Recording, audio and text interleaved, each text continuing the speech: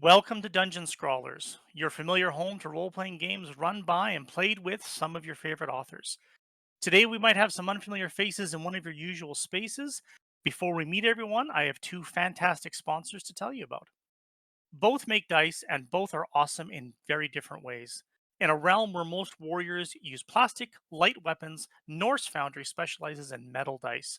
When you roll them, it feels like you are skillfully smashing the rigid armor of the monster horde. Norse Foundry offers other cool gaming accessories as well, and you can find their store and more about them at norsefoundry.com. Phoenix Dice is named for the creature that rises from the ashes because they all use recycled materials for all of their dice. They're always designing and testing multiple types of recycled materials for your enjoyment, raising dice from the ashes and onwards to epic adventures. You can find their dice and accessories at phoenixdice.com. I am Jason Collins. I am the game master for Quadrilateral, a Star Wars the Role Playing Game limited series actual play here on the Dungeon Scrawlers. You can find me online as JL Collins. I'm a published comic book writer, tabletop role playing game designer, and actual play game master. You can find me on Blue Sky at Digital Collins and the site formerly known as Twitter at digital_Collins. You can find my bibliography on Linktree at digital_Collins, including the link to my fantasy comic Kickstarter Thistle Issue 1 coming in 2024. Now, let's meet our outstanding cast. Hi there, everybody. My name is Barnaby. I use they, them pronouns. I am a TTRPG illustrator in the space. And you can find me everywhere on the internet at that's underscore Barnaby. Yeah, at that blah, blah, blah, blah, blah, at that's underscore Barnaby. I'm sorry, it's so early. Yeah. Hello, everyone. My name is Mara. You can find me on the internet at College of Lore Dropout or Lore Dropout. Either will probably end up at me. You can also find me playing on Starlight Tales, a queer and trans-led actual play that does D&D, but not always. And it's a good gay time over there. Hi, I'm Diana. I use she, her pronouns. You can find me most places on the internet at Sapphic Stregonona or just Sapphic Strega, and also just making space as gay as humanly possible with Mara over on Starlight Tales. Hi, my name is May. I use she, they pronouns. You can find me on the internet at Maybe Mayhem, as well as where all good pods are casted for my podcast Socially Plagued that is being resurrected this January, as well as over in the GM seat right about now over on Critical Misses. So if you want to see a more sparkly side of me, you can do it. We are playing Star Wars the Role Playing Game, 2nd edition, revised and expanded as originally published by West End Games. Star Wars the Role Playing Game is a D6 system. It encourages fast paced cinematic play. Quadrilateral is a noun. It means a plane figure having 4 sides and 4 angles. 4 sides: Republic, Empire, Independent, Jedi. 4 angles: peace, order, freedom, and justice. 4 players, 4 connections, 4 stories, 1 planet. Now let's return to this, the final episode of Quadrilateral, a story that takes place a long time ago in a galaxy far, far away.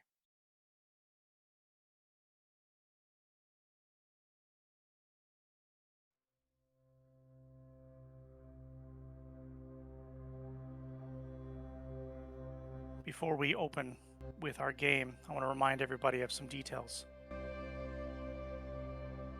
Not everyone has had a chance to use their force points necessarily at the end of each session, and using your force point when it is a dramatically appropriate moment gives you the opportunity to then earn another force point again. I want everyone to add 1 more force point to your character sheet for this session. May, you did use one of your force points at a dramatically appropriate moment at the end of our last session. You will get that force point back, and you can add 1 more force point to your character sheet.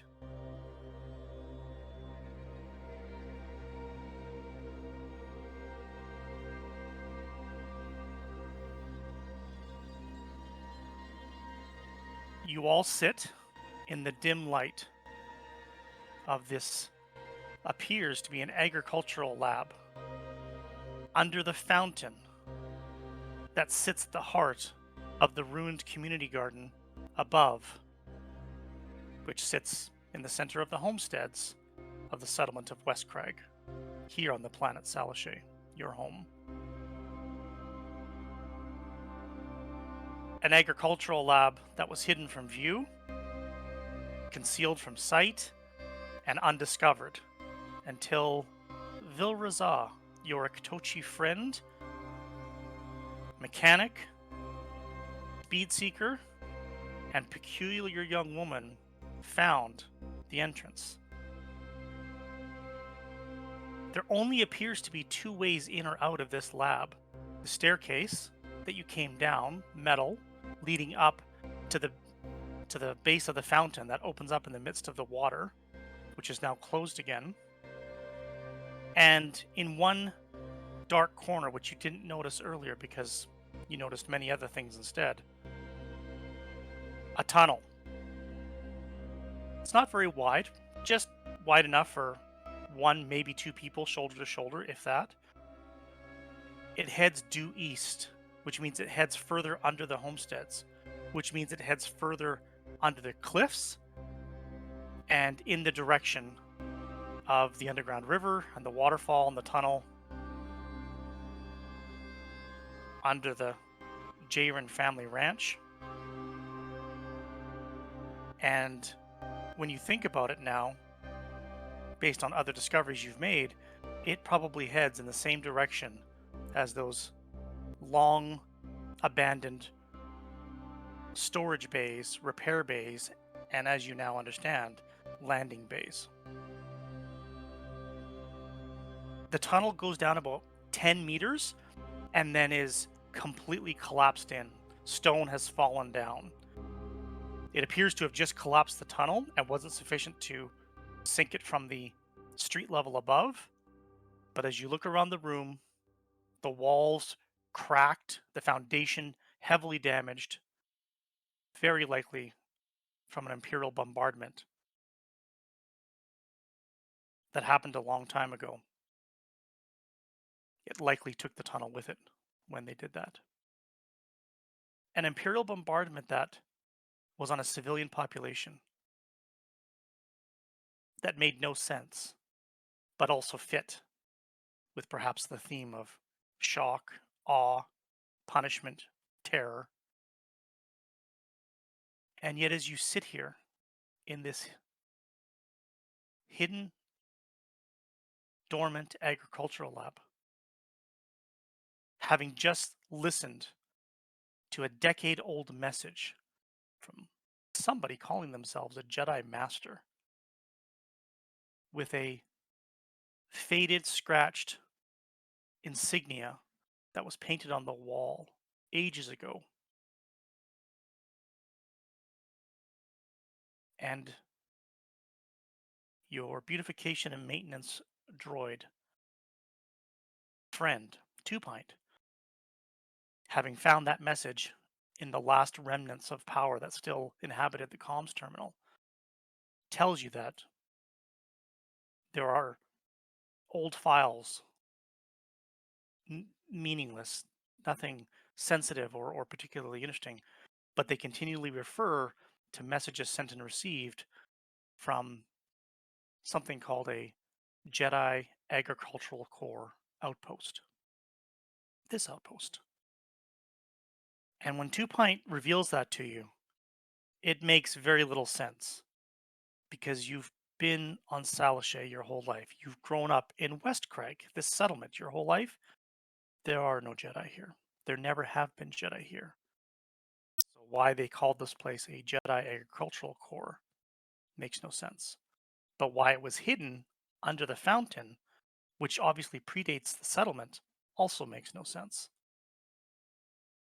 But then, not so many hours ago, you also found a hidden landing bay containing a Republic dropship that also contained the site of what appears to be a violent confrontation. And you also know that there are no clones on Salashay. Even during at the height of the Clone Wars, there never were clones stationed here. So, what you know to be true, having grown up here, and what your eyes and ears are telling you now are two different things.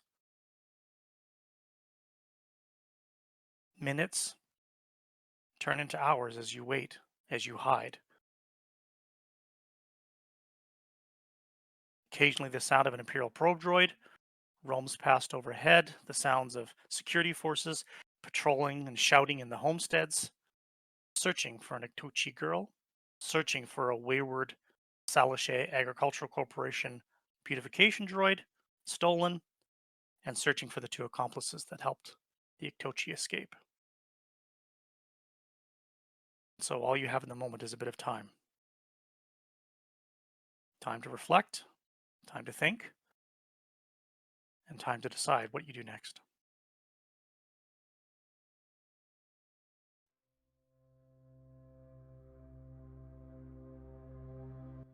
Great. Are you all alright? Like, physically alright at least? Yes, Yeah, physically. in one piece Yeah. at least. Great. Here. Yes. Because I could help bandage you up, but I don't know anything about emotions, so you're gonna have to do that on your own. Okay. I'm not sure what to do here. Neither. Can't stay here forever. Right. What do we know? We start there and then we work ourselves to the truth. Okay.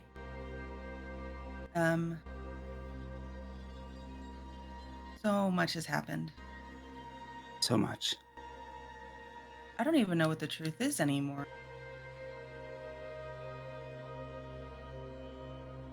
We'll find it. You let me know when we do. You're really good at it. I think you'll know. You're smarter than you think you are. Okay. So we know of this base. We know of the landing port.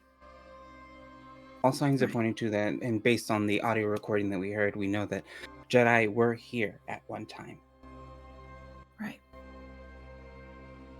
That means there probably is, or hopefully, some remnants of the Order here.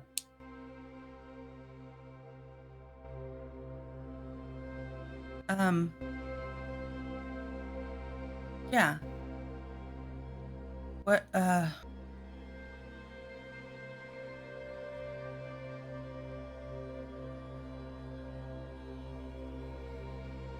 I found a crystal. Oh, some shiny. Oh. That's beautiful. Yeah, I don't know what it is. I was hoping you might. Oh. Let's take a look here. Yeah.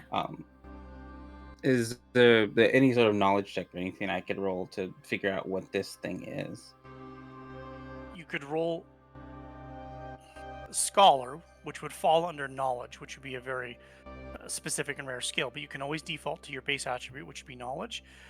Or you can roll Technical to see if there's a technology application that a crystal would be used in.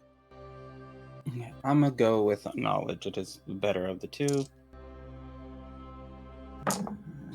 And, 2 6s. So what your wild die rolled a 6, Yes. so Oh, it that's right. I have to explodes. roll You again. keep it. Excellent job, and roll it again, adding it in. Okay, that is math. I'm sorry.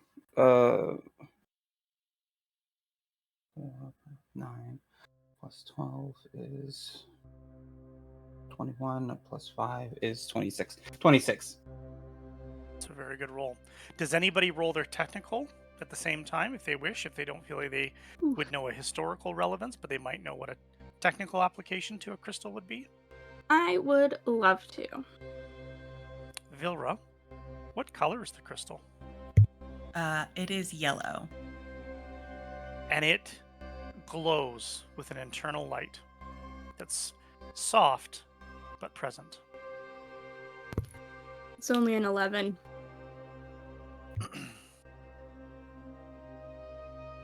Two Pint, the only thing that you know is that there are focusing crystals that are sometimes used in various applications designed to amplify a signal, amplify an energy source. It's not commonplace. Crystals are used in military applications like blasters. Uh, so you know that type of thing is used. They could have been using it for some type of equipment related to the analysis or the testing of the desiccated, dried out grain husks that you can see in the industrial pots that line the one wall with all the old water tubes and monitoring equipment that was there. But you don't see any equipment nearby that seems to be something that would require a crystal to be used in it. But it's got a tiny little carrying case with a little bracket inside to suspend it inside, probably to keep it from jostling or being damaged. So they obviously had some technical application for it, and it could just be old Republic technology, and the Empire doesn't use it as much anymore. It would be very fragile. It wouldn't seem to be a very effective way to amplify something in any kind of a piece of equipment that would be used on a daily basis, because there's a lot of risk of the crystal maybe being cracked or damaged, and then what good is it at that point? Best I can figure, this might have been used as sort of like the equivalent of like mirrors in a telescope to focus. Could have been used on equipment, but I don't really see anything around here that it would have been used for, so I don't know, can't really help you. Sorry. Yeah, no, that's okay. I just was really nice. It's very pretty, yeah. Gila, you don't know much about crystals, but what you have read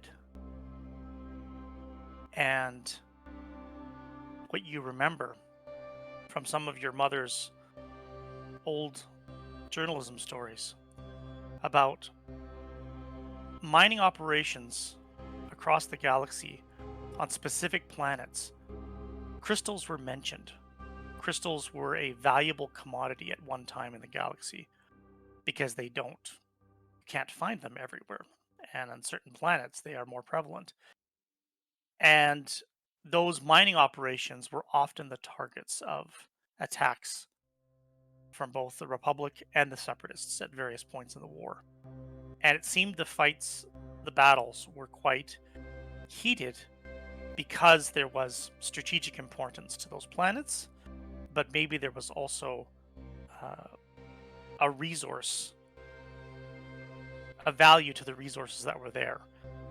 And it was something that came up more than once, and the Republic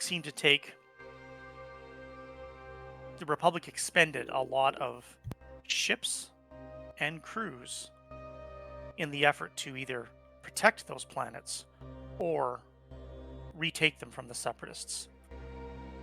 And so planets that are a natural source of crystals are both rare and highly coveted. Is there enough evidence based on my time living here and given who my neighbor is to connect the dots and say that is this such a place as you described? Is say Cialish or particularly West Crag, is it such a place as that, where outside of the known piece, have there been known to be crystals or things excavated in the past, or do we have a history of finding such things? You are confident that no, there's been no evidence of crystals being found or mined on Salashay. Your neighbor, the Twi'lek Oten, who is a geologist and worked for the Republic in the Science Division, and works now for the Salashay Agricultural Corporation as a supervisor in the local mine, the mine which mines a raw ore called zircium.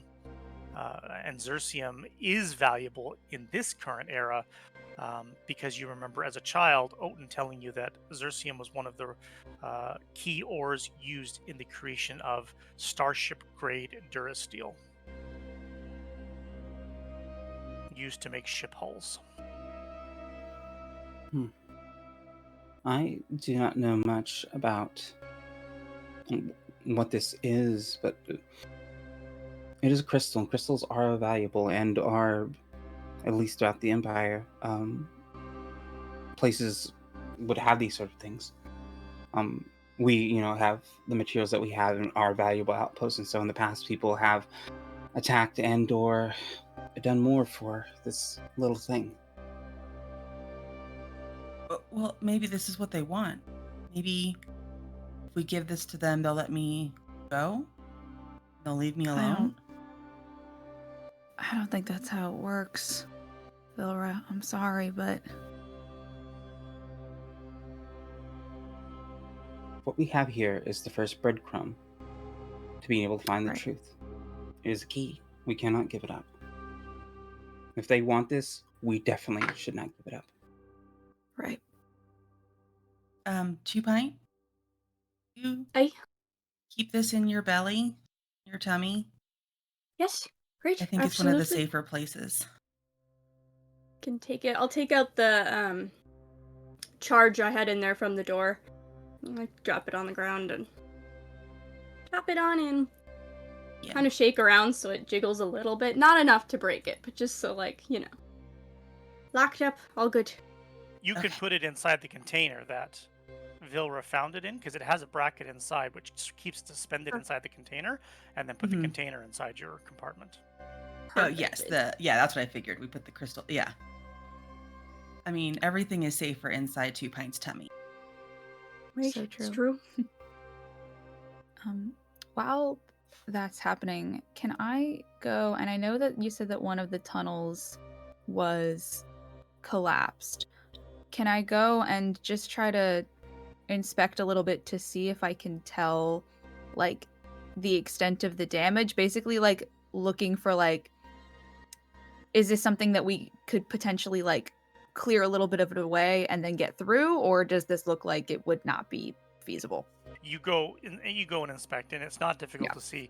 It's not contained to just this one place in the tunnel. You can Gotcha. see that as what little light there is, and you can shine a It's glow rod down there. It goes back, and the tunnel collapsed. okay.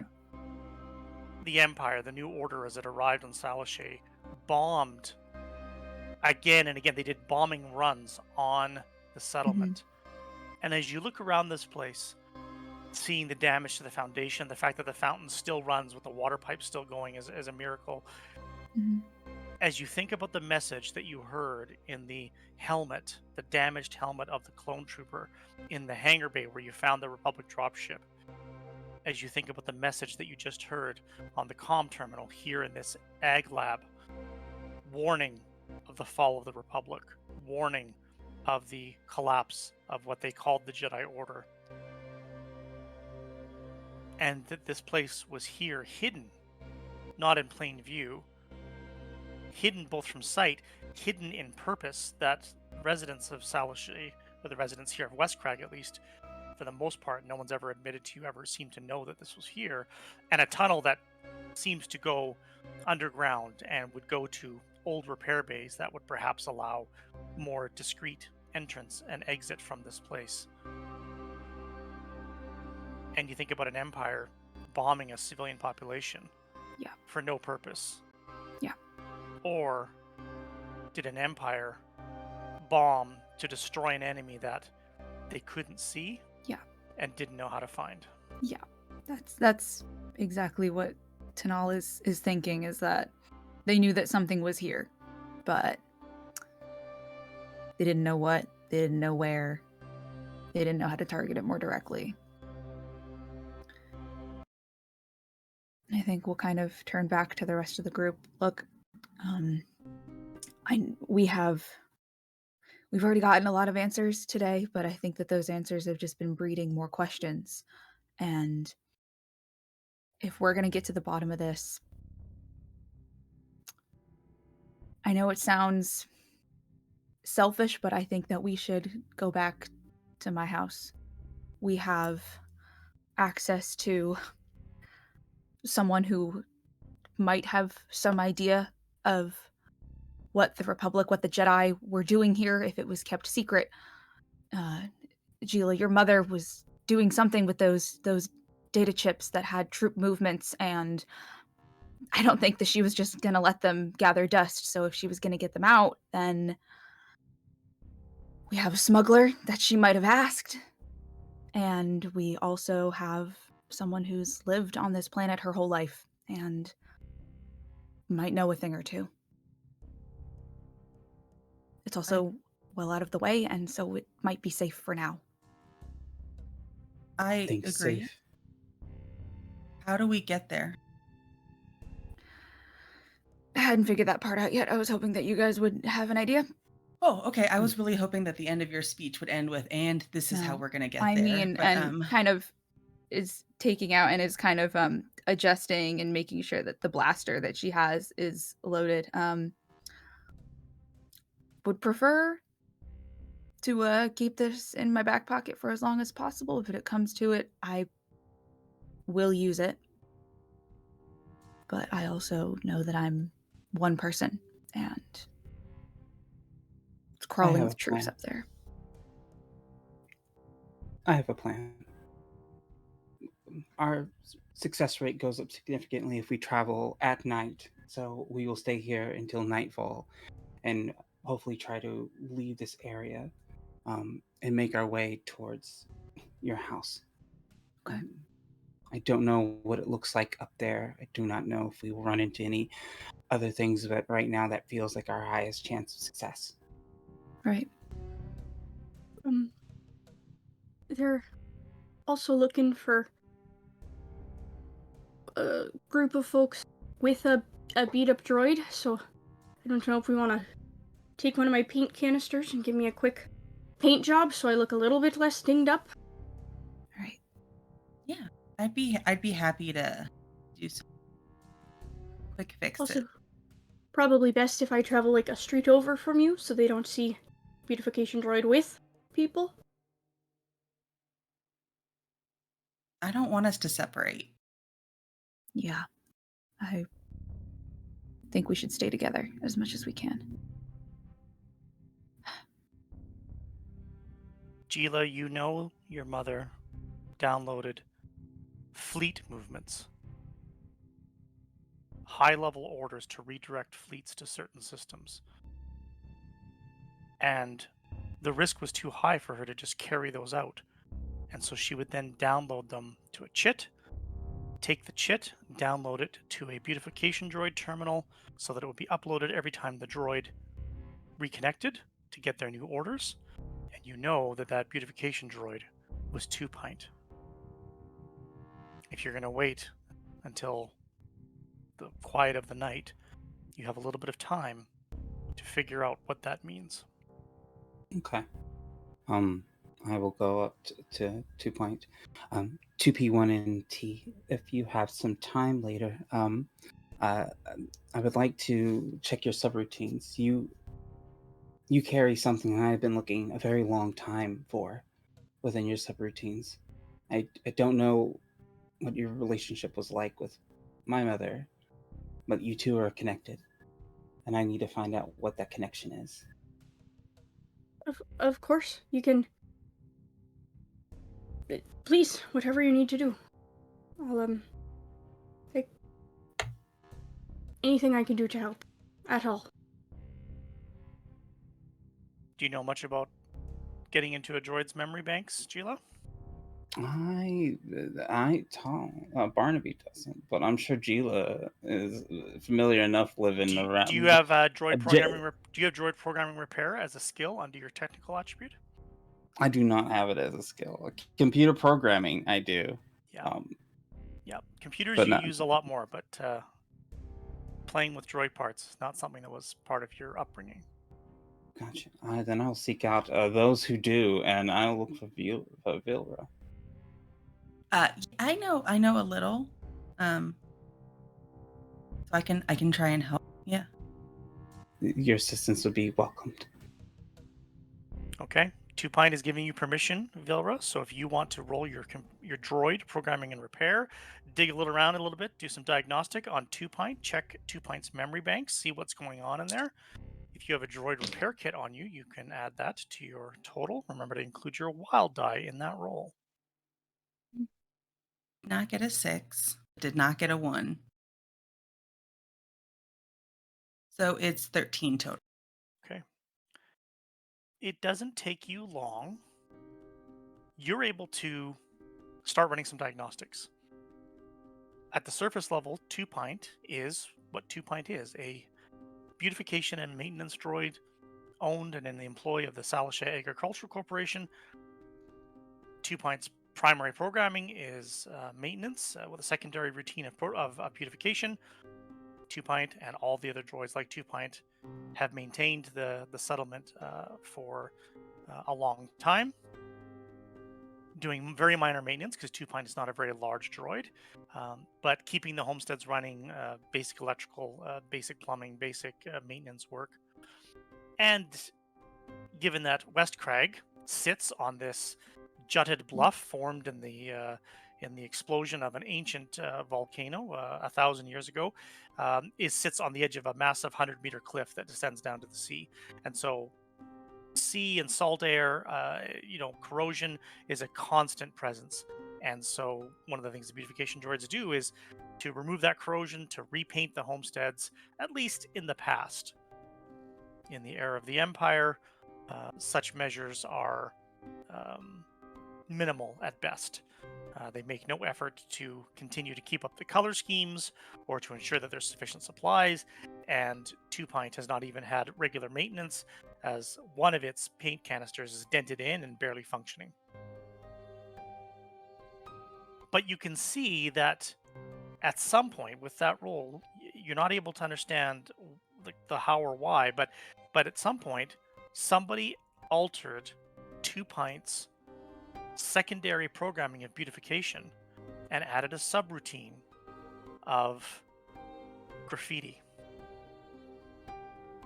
And what you've known with your little mischievous friend is that Two Pint has been tagging the West Craig settlement for the better part of a decade since the arrival of the New Order, or perhaps shortly after, and leaving unkind graffiti in defiance of the Galactic Empire.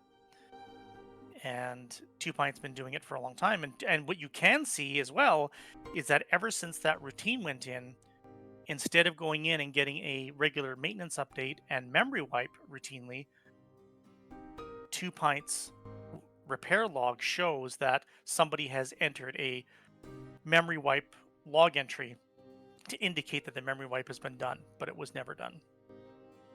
And so Two Pint has always kept all of these subroutines in place.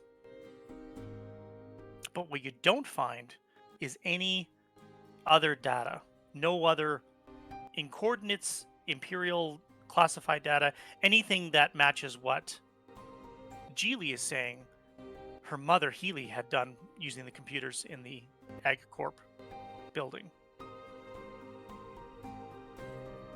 Okay, so it looks like on the surface, Two Pint, pretty standard beautification droid. One of the best, I might add. And then just sort of a little bit below that is a subroutine for graffiti. And basically a log that shows that there was memory wipes, but I mean, as we all see, their memory's pretty intact. But I'm not finding anything else. Sorry. Someone did something to make Two Pint a little bit more wily. Huh. I thought there'd be more. Would I have any recollection of like when I started to do this graffiti, if I like put any information somewhere, downloaded something somewhere weird, or anything like that? You know that you have tagged all over the settlement. At the base of buildings, up on catwalks, above some of the 1 and 2 story buildings, near the broadcast tower, on the side of the bridge, because you've got a repulsion lift and you can hover a short distance. All sorts of unusual places, some in plain view, as if to be very provocative, some in hard to find and hard to get to places where the other beautification droids couldn't easily get to them. Oh, Gila? Hmm. Healy was a genius. I think where I tagged is the troop movement. Because I didn't just tag where people walking by would always see it. I tagged in places where no one in their right mind would really be going, or easy to spot. And if they saw it, they may think it's just random other graffiti that some Exactly. tagger did.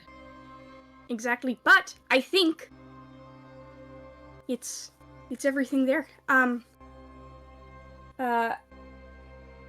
I draw? Is there paper and a pencil or something I can use to sketch out a quick map of the city and start trying to tag where I tagged? You could just do a rough paint map with a Hell very yeah. very thin nozzle right on the wall. Right. Stand back, artist at work. And I'm just gonna dust off the wall really quick, and just go at it and start painting and then putting dots where I tagged and generally the where I would go from tag to tag to tag and go around and try and map it all out for everyone. It's a quick, crude map, but anybody that's lived in West Crag recognizes it as the homesteads of West Crag. Nothing on the market side, nothing on the Salisha Egg Corp building side. But on this side of the bridge, dot after dot after dot after dot after dot, all over the settlement. Huh. Because Two Pint's been doing this for years. Based on the information we got from the terminal, am I seeing any sort of pattern or correlation between the information we had? Does Two Pints hypothesis line up with what we know? It does. I mean, it's still a hypothesis. How would you test that hypothesis? I would take the maps that that we downloaded from the terminal, put them on my data pad and see if there is if you could lay one over the other.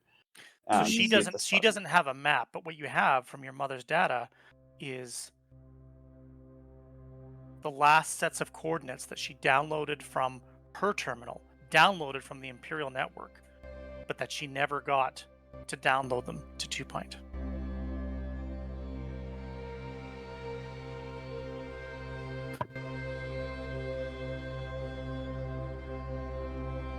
But Two Pint's telling you that when they tag, that's where the coordinates are. So they think. Got it. Would the tags still be there? As long as the beautification droids hadn't painted over them. Right. It's not in their protocol to do that. Oh, it definitely is. That's one of the primary purposes in the primary programming, in the secondary programming of the beautification routines, to find anything that's against the public interest.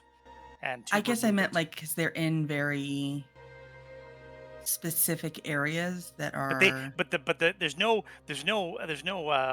set of locations. It's just something that the beautification droids are meant to seek out. So if Two Pint tagged in hard to find and hard to see locations, there's a good chance the beautification droids wouldn't have found all of them. Yeah, I guess that's what I meant. That it was Yes. They're not going Absolutely. and searching every tiny crack and crevice. No, because they're beautification droids. Two Pint is both clever and unique and has developed a personality that comes with long gaps between memory wipes. The other beautification droids don't have that spark. They Right. are routine driven, and they follow their same patterns every day. You know this because the load lifter droids are even simpler because they literally just go to a location and they lift and they load. But the principle is the same. So, So Gila, how do you test your hypothesis? 2 Pint says that the coordinates are in the tags.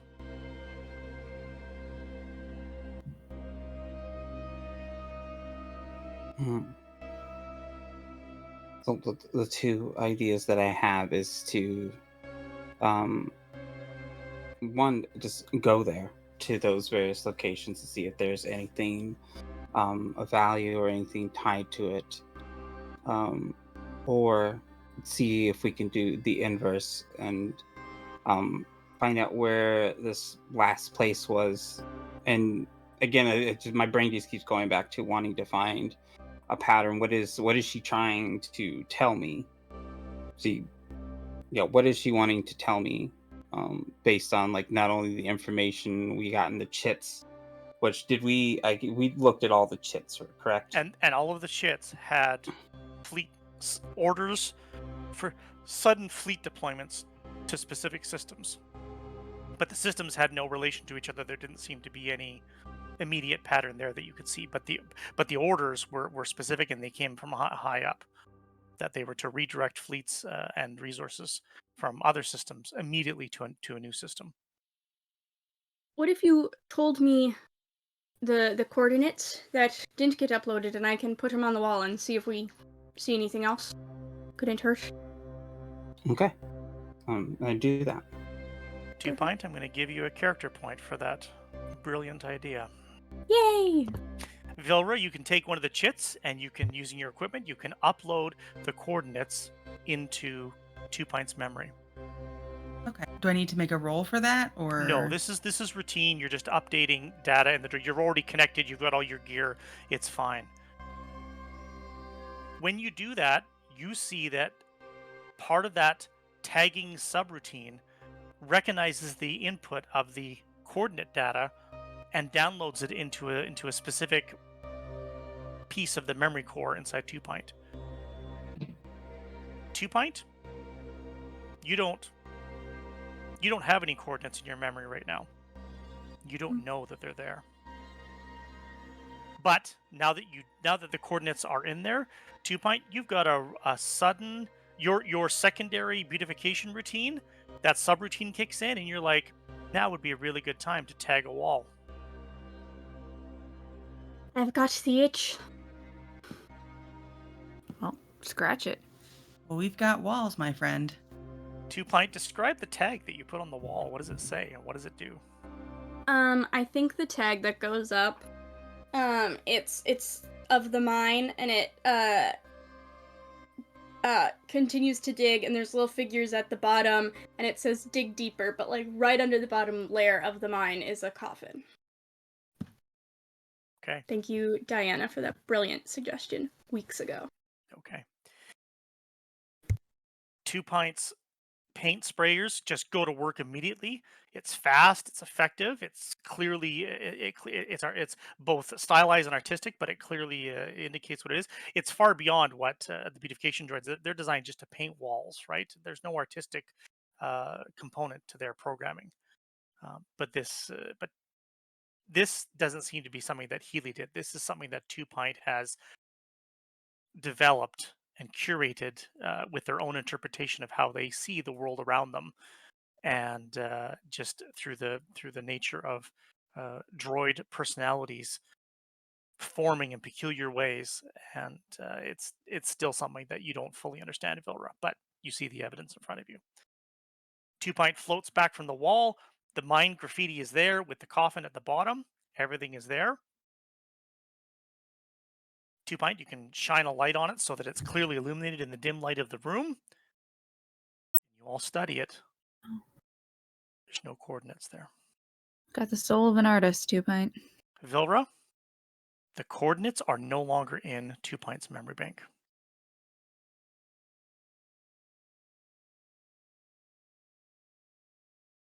The coordinates are gone from your. That's really They weird. haven't been, they're not gone. They haven't disappeared. They've just been translated into something else, right?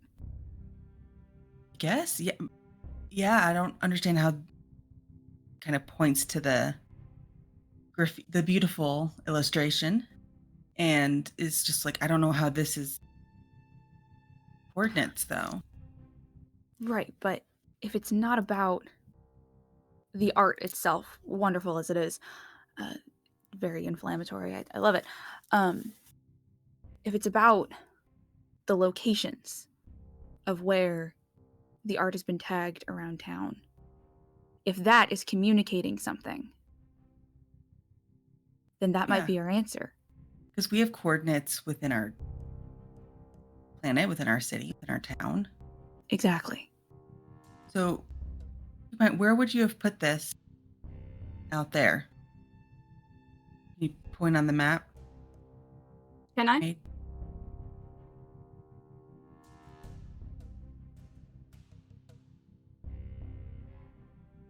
This one's a new one, so you don't. It wouldn't correspond to Mhm. one of your previous locations.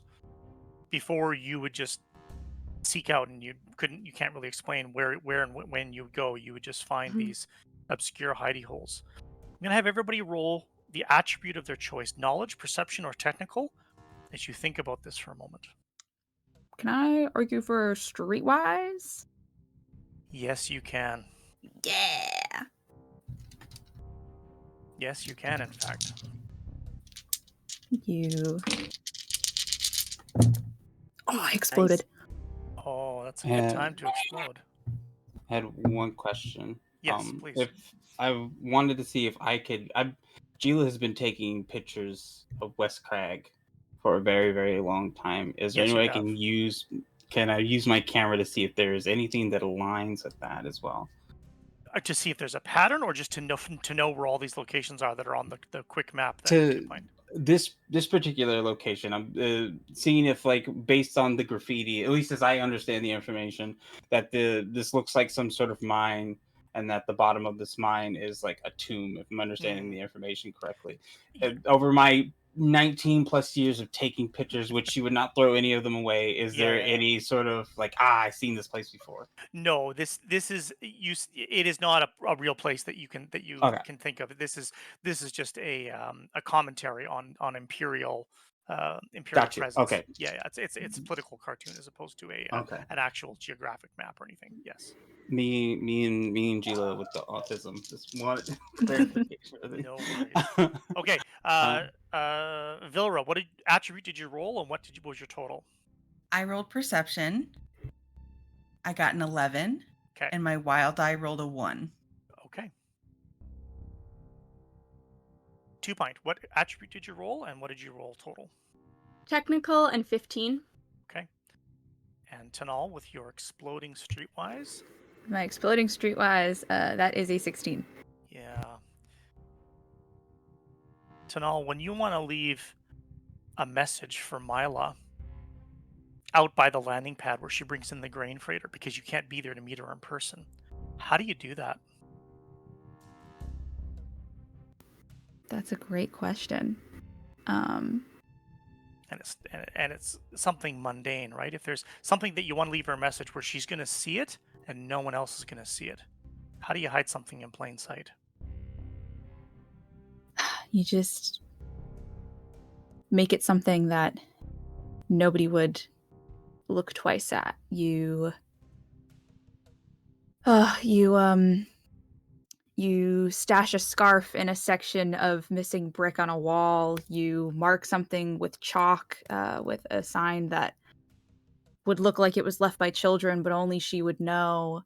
You find little ways to uh, let her know that I'm looking for her, but things that the average stormtrooper or imperial would just walk right past.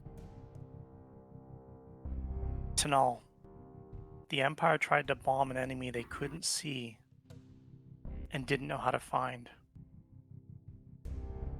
2 Pint just painted a mural, and coordinates were downloaded from their memory core when they did so. But you can't Mhm. see it, and no one else knows how to find it. Mhm. There's paint on the wall. And the coordinates are gone. Yeah. The coordinates aren't gone, though. The coordinates are right here. But your eyes are telling you something different. How else can you look?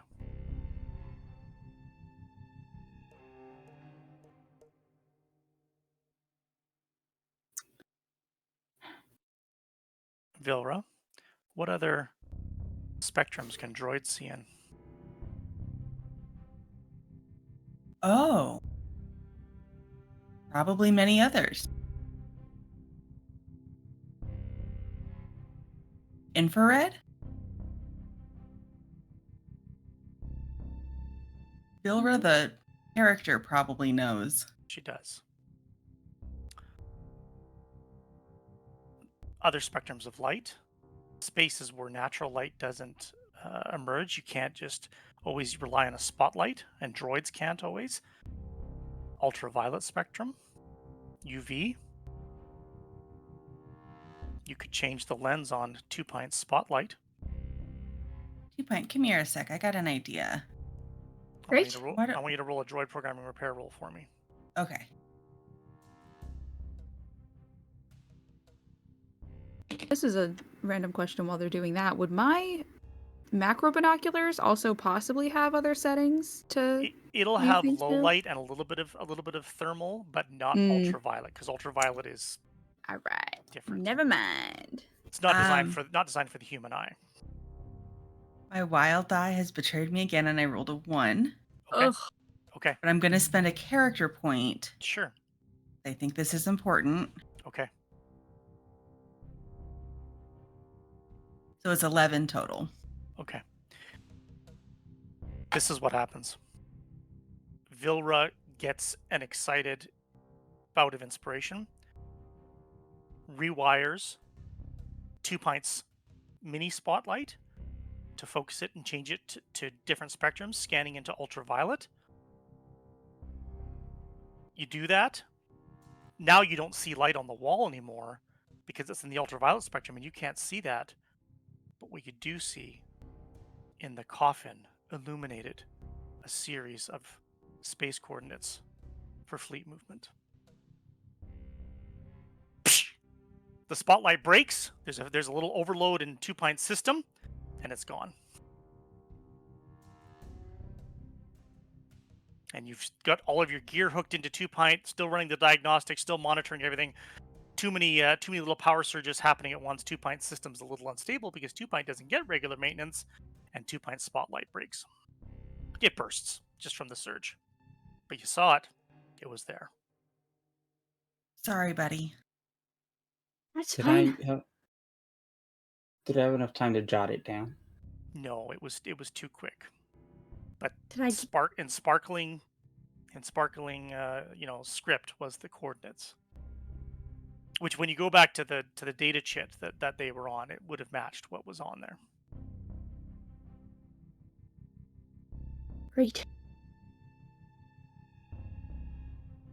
Okay, so every piece of graffiti was the coordinate. It's a message. And then, yeah, to keep it safe, once you painted, you'd be wiped. So if anyone came Right. looking, Right. you wouldn't have the information anymore. But if this was all a message, who was she sending messages to? It had to be somebody in town. It's a smuggler. Yeah, probably. Would I know off the top of my head what technology can, like, if there's handheld technology that can mimic my spotlight that people use at all? You or Vilra could spend a few minutes and rewire a handheld glow rod to reflect that same UV light. It will take you a few minutes. It's a very simple fix that you can do with the tools and components you've got on you and a few spare parts you can easily find around the ag lab. Absolutely. And it's Yeah. going to shine black light, and then it's going to pull up if there's coordinates on the graffiti, it'll pull it up. And it seems like a very simple yet elegant solution for an intrepid journalist who may not have been a tech head to be able to find the data later on. Great. Build a special flashlight, shall we? Yeah. Any more? Great. Uh-huh. Minutes turn to hours. Check your chrono, Gila, and it's between running these diagnostics, the tests, the map, exploring the lab, checking the tunnel, realizing there's no way back out. The only way you can leave is back to the staircase through the fountain above, but it is early morning, and it has been quiet for a while, and there's been no droids and no patrols that you've heard. I think it's go time. I think you're right. Kind of Okay. take her uniform hat, put it back on, smooth her hair a little bit, and tuck the blaster back somewhere where it's a bit hidden. All right, guys, we have to. We got to move quick. We got to move quiet. Great. I'm gonna Vilra's gonna put on the uniform that was originally intended for her. Because it's at least something Yeah. make her not look like how they remember her. Sure, absolutely. Mm. Who's going up first? I'm armed, so I think that Tanal will kind of look back at the others and take point. When you're ready, activate the control panel. You can kill the lights. The Yep. last of the agricultural lab fades back into darkness, fades back into the history of West Craig. And then light spills down, but night skylight, starlight, as the hatch retracts over the stairs. The water from the fountain spills in and then forms two spillways, heading directly into drains that fall on either side of the stairwell. And the night sky and just the top of one of the homesteads can be seen above. And as you head up, you've got the scout trooper hand blaster in your hand. And as you pop your head up and look around, there's still the bubbling and noise of the fountain.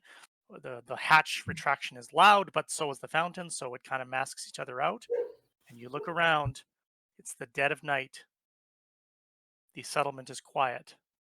You don't see any patrols. You can stare across from the fountain, from the ruins of the garden, as you peel up, stand up just high enough to see over the ruins of the arches that once formed the community garden.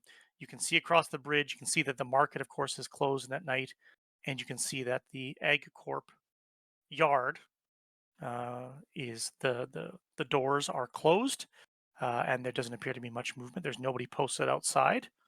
It's very, very quiet. Kind of looking back to the others. All right. I think we're clear. There's homesteads directly across the path where you can run through the ruins of the arches and into a side alley to get out of sight. Mhm. And if the four of you all do that, and if you choose to, of course, Vilra, you know where the hidden control panel was that allows you to activate it one more time and retract the hidden door leading to the Oh yeah, staircase. for sure. Once we're all out, I want it. I want to keep this place hidden. You do that. It takes just a few moments. Everybody's out. You're in the alley waiting for the inevitable alarms, shouts, sounds of droids. The sound of the fountain returns to its bubbling normalcy. The echoes of the hatch retracting fade away. The still of night. Doesn't appear to be anybody coming in response to that noise.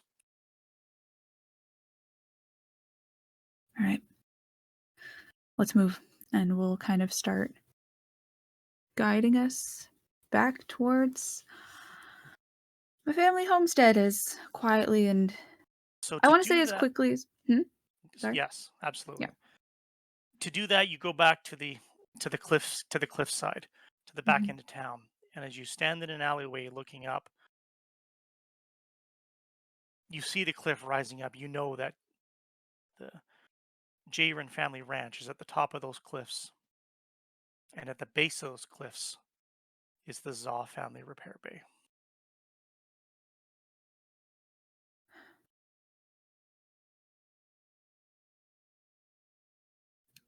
think that with a very kind of apologetic look back at the others, we could stop on our way, but it'll be dangerous.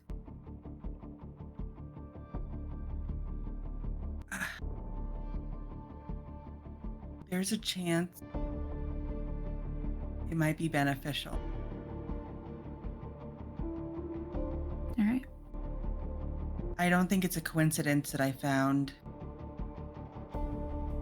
Rowar's droid toolkit next to that ship.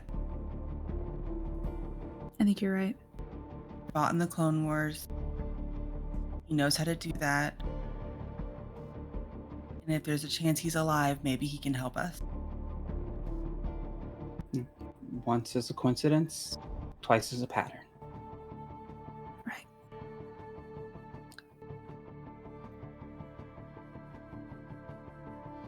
Okay. And How Get do we- close to the repair bay. Go ahead. Go ahead. Say what and you're I saying. I gotta know. Gotta know if they're. All right. Get close to the repair bay. Mm.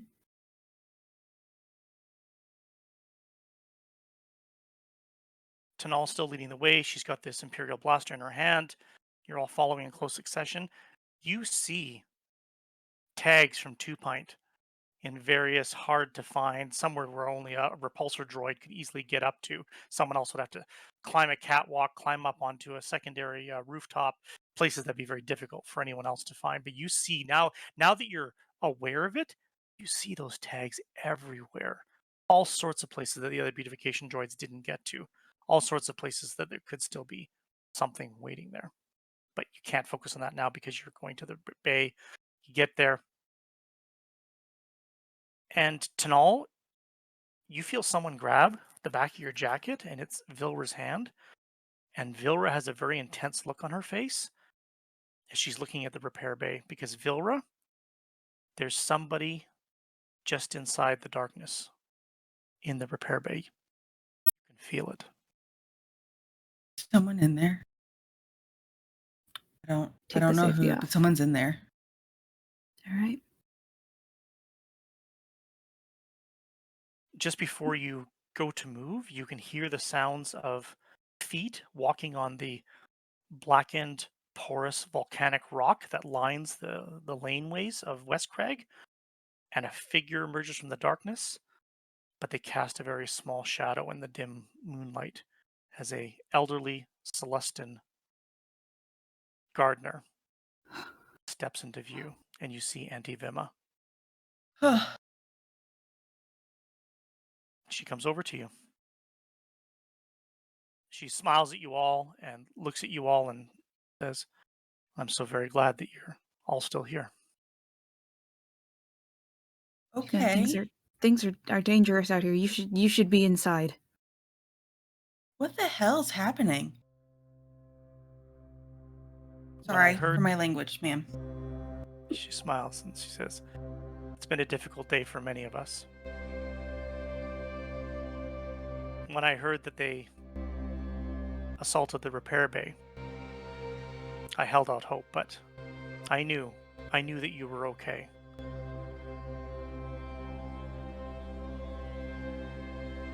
It's not very nice inside.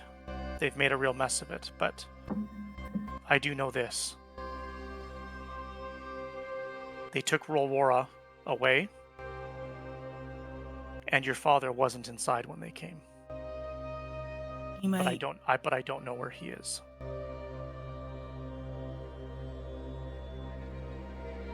Oh, War must have took out like 50 of them first. I don't think they were expecting him to have such a spirited resistance to their search. But I saw them take him away. He was in cuffs, but they did, and I don't think I counted as many stormtroopers leaving as I did entering. Never mess with a Wookiee. Yeah, no, and I know. Yeah. How are you? And she looks at Vilra. I'm okay physically. I haven't been hurt. Just really scared. I don't want to lose my dad or Aurora or my friend. It's becoming real that that might happen. She looks at like the cuffs of your jacket, and and there's water stains from where you scaled up the stairs exiting the fountain. And she smiles and she says, "You know, there are old stories that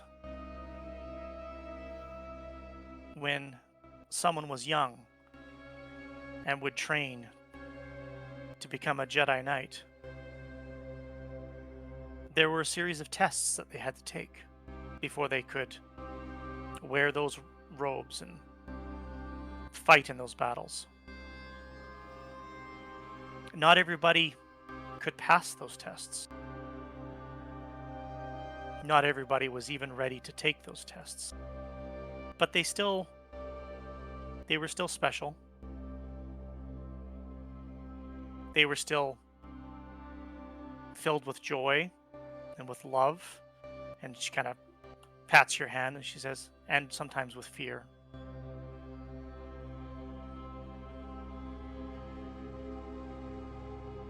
And the ones that didn't pass those tests or couldn't would still serve in other ways and other places.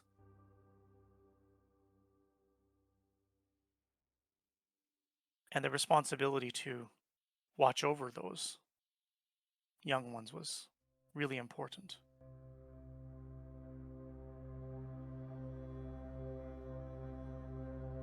And the Jedi Agricultural Corps was one of those places where they could still come and study and learn and help others find peace and calm. But they were all so young as you are now. Well, I And bet sometimes there were those who loved their children so much that they couldn't accept having them go off and join the order and train and grow. Sometimes their fear of losing them was too great, and it was too dangerous to separate a child from a parent. And she looks up at Vilra, or a daughter from her mother. And What are so, you saying? How do you know all this? What are you? because you're special, Vera, just as your friends are all special because they stand beside you. But you've had a lot of emotions in the last short while, a lot of changes, a lot of experiences that have shaped you, that have brought these feelings to the surface. I know you feel it. It can be wondrous and exciting and very, very dangerous. And so, when a parent knows that their child is special in that way, knows that they can't bear to let them go, but knows that they need guidance and support and love,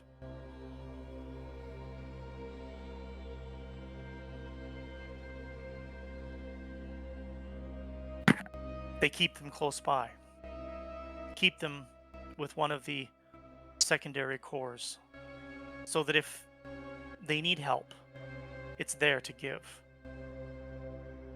If there's a old fool with dirt stains on her fingers who still has a few things to teach, she can do so. But like I said, the ones that came were so very young, so very new. And then when war comes to your place of peace, to your home, and you know that those young ones are in danger, you have to make a choice. You have to decide.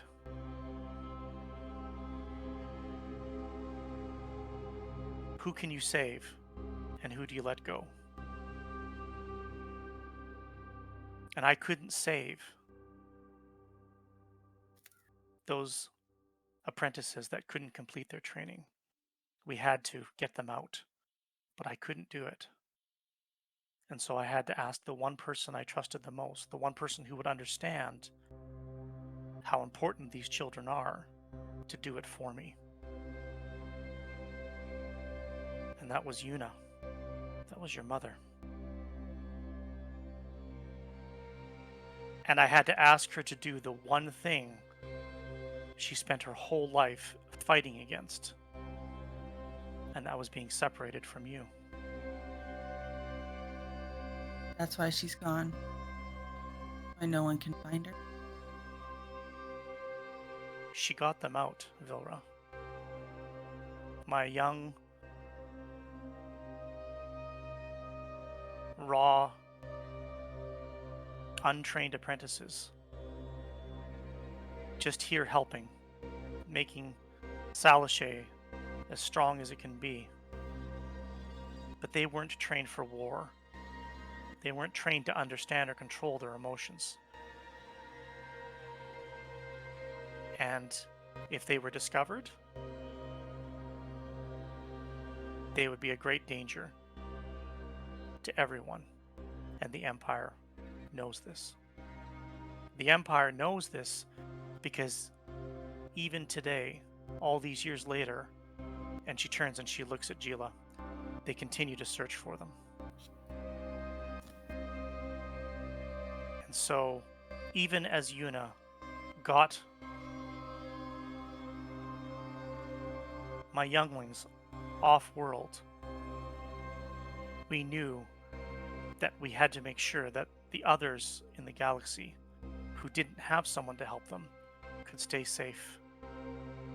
And I don't know how, but Healy was a very smart woman, and she would find out where reports of special, different, gifted individuals were seen throughout the galaxy. Reports that, when the Empire came to know them, would stop at nothing to hunt down and find those individuals. And so Healy risked everything to find those reports, and somehow she got them out.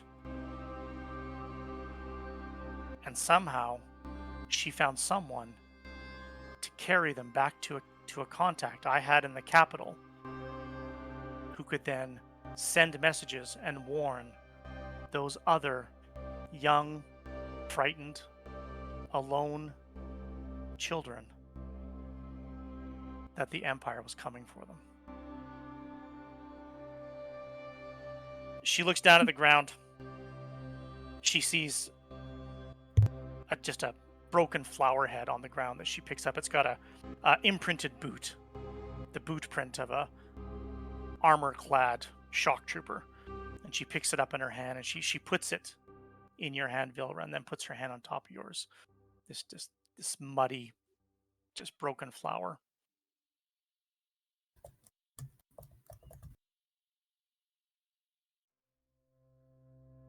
Botany isn't science. It's a feeling. Plants are like people, you know. They need time, and they need water, and they need love.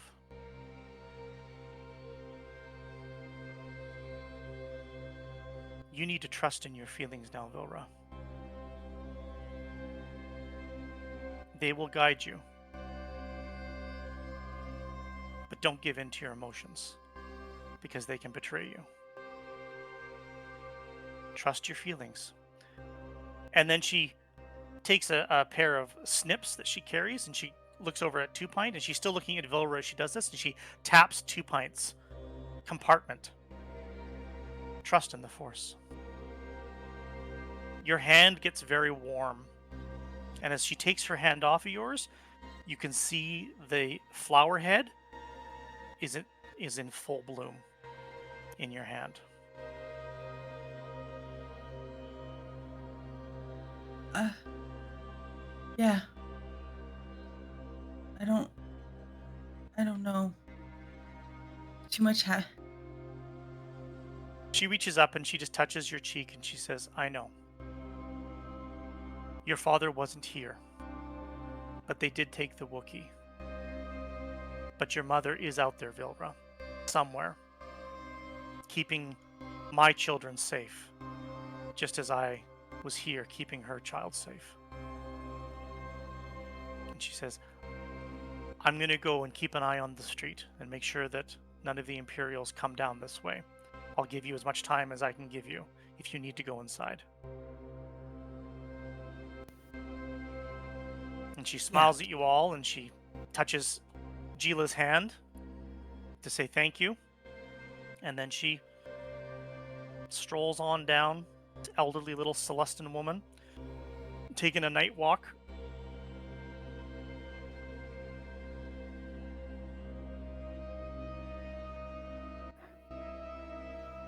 Oh. You have coordinates hidden in graffiti scattered throughout the settlement, some within plain view of where you stand.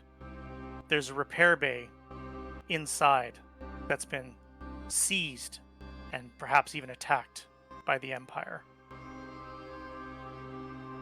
And there's a ranch hand whose family has been missing her for hours, waiting a mere 100 meters straight up. Okay. All right. It's not very long before dawn will come. Great. We gotta make this quick. Yeah. All right. Yeah. Is there anything in the repair bay you need to grab? Wolves? I want to be All right. ready. All right. You Make it can, quick. yeah, go and I'll check to see if there's anybody that we can help. All right. Okay. Tanal, if Vima is watching the road, and if Tanal's or if Vilra's going to go and check the bay, do you have time to wait, or are you going to go and seek out your family just by yourself, where it's only one of you up there and not all of you? And Gila, are you going to take time searching the bay, or are you going to take time using Two Pints map and search down these graffiti tags and search them to see if there's still coordinates on them? Well, Gila's definitely going to do that, given she just learned. So I think I think she would definitely want to go do that, knowing that we have a limited amount of time. I hate to Scooby do this, but gang, we have to We gotta. split I think we gotta split up, gang. Yeah. Let's go look for clues, everybody. Uh-huh. Yeah. Especially I think that. yeah. Oh, Time sorry. crunch. Yeah, time crunch. I think that Tanal will kind of look back and knowing that there is somebody to sort of keep watch, just say, all right, I'm gonna run ahead early and just see if I can find out anything, literally anything, or see if they have anything that could help us. And Tanal, how are you going to scale a 100-meter cliff? that's such a great question. That's with great difficulty and determination, probably. Ugh. Canal's built different. Yeah, she's just built barehanded. Just barehanded. Got those muscles. If only there Mhm. was a lift built into I the was gonna cliff say- like the Empire has on their side. that I was gonna scales say the I entire probably have cliff. to go take the lift, unfortunately. Or if My only there was strength is- a way to lift you up the cliff. Hmm. And Hey, their tow cable?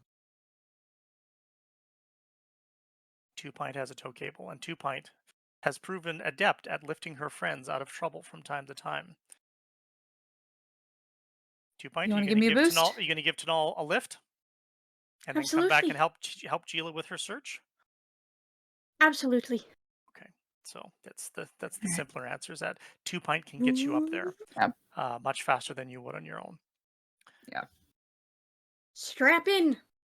2 pint Yeah. will Look, I lift took swimming in case I fall, so I'll be fine. Don't worry about it. I don't. Yeah, the Right. swimming's the part to worry about during the Yeah. fall. Yeah. I feel like it'll be fine. It's such a gay If answer. I Don't worry, if guys. I survive hitting the water, then I can swim in it, so it's fine. 2 God. pint is going to give Tanal a lift 100 meters up to the cliff at the top where the ranch awaits. 2 pint can then descend back down. You still have that Imperial Comlink, which you can use to signal 2 pint to Tanal once you are back. If you take the Comlink with you, Mhm. Gila and 2 pint can disappear into the homesteads at night. It appears that the patrols are not out right now; that they have pulled everything back, so that you can search these homesteads, and using this modified glow rod, shine the ultraviolet light across each of the tags to see if there are hidden coordinates in them. And Vilra's going to search her family's repair bay one last time. Tanal, you get up to the top, you run the fence line. It's night, light cloud cover, there's moonlight casting across the thing. The Gorns all stand huddled asleep in their herds, the Thumpers off in their stables. And as you round the corner of Mila's old cottage that sits at the edge of the property to see your homestead, and you see the entrance to your homestead, out in front you see a small cargo skiff,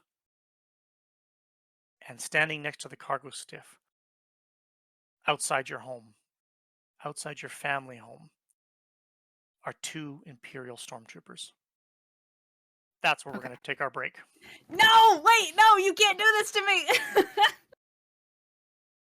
Nall, as you crouch in the grasses of your family ranch, peeking around the walls of your aunt's cottage, looking at the homestead where your family lives, and you see the skiff outside, simple cargo skiff that could also be stood on to carry passengers. And outside the front entrance of your homestead are 2 Imperial stormtroopers. Oh boy. All right. Is there a way that I would know to kind of go like around through the herd of Gorns and try to get in like a back door? Okay, Tanal, I need to ask you an important question. Have you ever snuck Yeah. out of the house?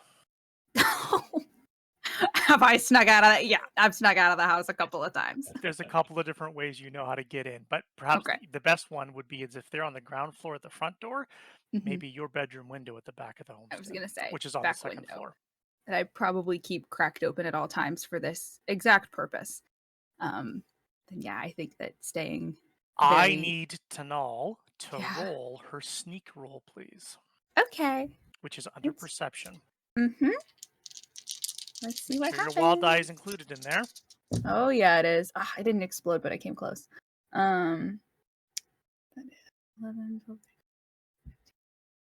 17. Yeah, unless they explode, the Imperial stormtroopers with their protective helmets in the midst of a I'll show them an ranch in the middle of the explosion. night. Yeah, do not come anywhere close to that, and their perceptions are not sufficient to hear you. Mm. You get in, scale to the second floor, get in through your window as you've done innumerable times before, Mm-hmm. but you're back in your bedroom. Okay. The room of your entire youth growing up here on Salashay, Mm-hmm. in your room of your youth here on the ranch. Yeah. It seems a little smaller tonight as you stand in it. Yeah. I think that Tanal kind of just takes a very quick moment as soon as she gets her boots on the floor, kind of just looking around. And I don't think that her room has really been changed or updated very much since she was a kid. I think, little wooden action figures, sort of lining the dresser shelves and just all of these little like trinkets and doodads from her youth. And I think it suddenly seems very, very immature to her. As she stands here in a stolen uniform with a stolen blaster. Her friend sent God knows where. But I think that she'll very quickly take a moment to change out of the uniform, and then we'll try to sneak down the stairs. And if there's a spot that I can stop on, like, before I reach, like, the bottom landing, to try and listen in to any conversation that might be happening at the front door, I would like to do that as well. You get changed. Mhm. Collect a couple of things as you need to. Make your way quietly, skipping that third step that you know has the bit of a squeak in it that you know will betray your arrival. Heading all the way down and then pausing at that last landing to listen for the voices, those early morning voices, as the light outside just tints just slightly to hint at a coming dawn. And mornings at the ranch are always before the coming of the dawn. And so you hear voices. You can hear the shuffle of a chair. And you can hear your mother's voice. And you can hear your mother's voice saying in a very concerned voice, "What are you going to do now?" And there's a real hesitation in her voice as she says that. You can stay hidden on the stairs, or you can creep down to peek around the corner if you wish to. I'll creep down a bit. I'll make my way down. And as you peek around the corner, you see three things. You see, facing you, but not looking at you, not seeing you, is Vin, Jaren, your stepfather. His morning breakfast sitting at the table untouched. He's not sitting in his chair as he always would be at this time in the morning, having his meal to prepare for a busy day. He's standing. That scraping chair sound, you can see his hands as he is white knuckling the back of the chair as he stands there. And between him, closer, is your mother, Amani, still dressed in her early morning clothes, sort of clutching a dish rag in her hand, with a very concerned, almost fearful expression on her face as she makes eye contact with the third figure in the kitchen, who stands with their back to you in a tight, well-pressed, crisp olive uniform of an Imperial officer. And from the back, with their short cropped hair and their neat cap pulled tight, the spitting image of the same Imperial lieutenant that you think was the one that was talking to Vilra in the security office. I think that Tinal very carefully steps down to where her father should be able to see her, with the blaster drawn and aimed at that third figure. I need you to make a sneak roll to Okay. step into the room without making noise. Okay. No explosion, but nothing bad. Oh, really good, actually. 21. It's a phenomenal roll. Yeah.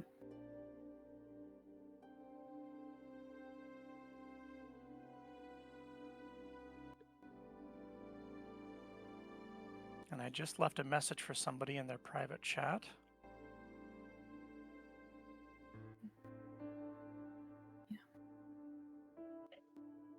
I think that as she does this, Tinal is trying to make eye contact with her dad in like a you say the word and I shoot kind of face.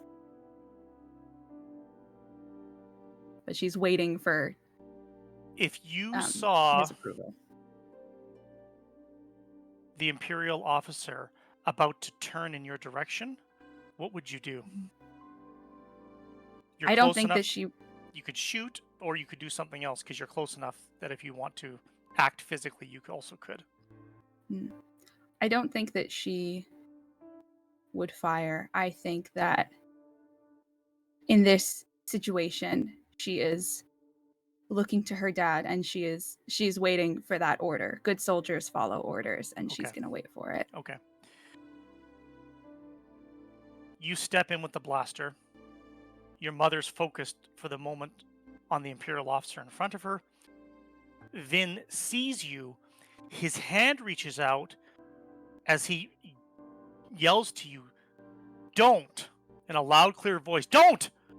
And at the same time, the Imperial officer turns. The Imperial officer stumbles and knocks some food, some morning breakfast, off the table, which spills and clatters onto the floor as the Imperial officer spins and comes face to face with a blaster pointed at them. And as Tanal comes face to face with her sister, Ren Cesper, in an Imperial uniform.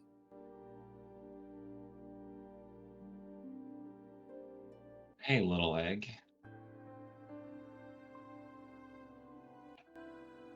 Don't call me. What are you doing here? Ease my Why are own you hand back? off my own blaster. I mean, like, just puts it back in her belt. Just what? Okay, I'm gonna go hug Tanal. I think she kind of like has her arms up and is trying to brush this hug off. What? I came back to protect you, of course. Yeah, wearing that. Yes, wearing this. How else do you think I got access? I don't... Mom, what's going on?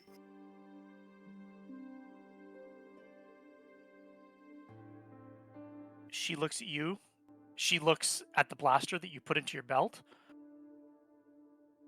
And she looks over her shoulder at Vin, and then she looks to Ren and she says, "Your sister's come home. Your sister's come to warn us, to warn you.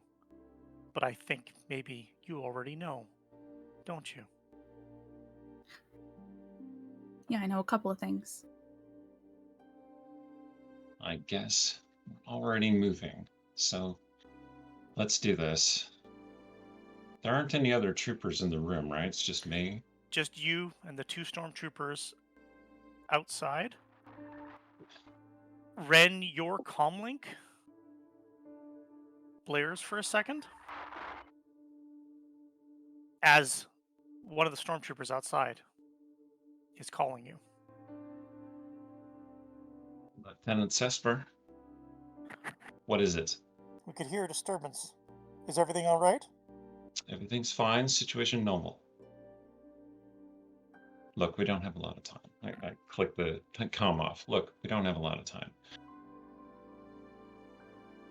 Your friends been getting into trouble, which I know means you've been getting into trouble. And we need to get you off the planet. A warrant has already been issued for Planet. Vilra's arrest. And one's coming for you soon, I'm sure. I'm not leaving. I'm not. You have no idea. You might know if you had been here, but you have actually no idea what I've been going through for the last 24 hours. And just kind of turns to the rest of the family. Did either of you know about the Republic dropship that's been kept in a secret hangar for the last several months? Did anybody know about the troop movement coordinates that have been spray painted and plastered all over this town? Did you know about the secret underground bunker beneath the fountain? These are The good Jedi questions. presence. Ren's gonna look at Vin. Amani has a very a very shocked look on her face. Like she's very, very concerned. She wants to go to Tanal. She wants to go to Ren. You can see that she's very conflicted in the moment. She's trying to process this all at once, and seeing her daughter for the first time in 12 years is taking a toll on her.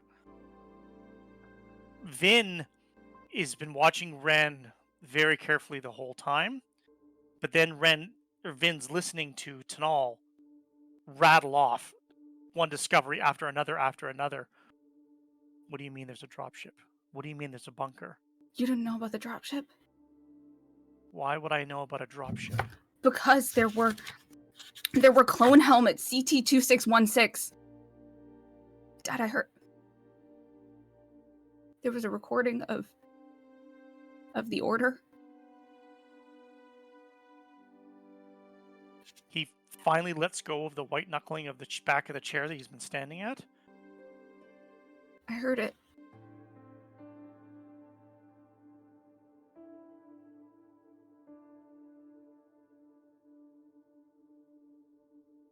Was there anyone else there? Not that we Any could other see. bodies? No. Just a helmet with its face shield blasted in, but yeah.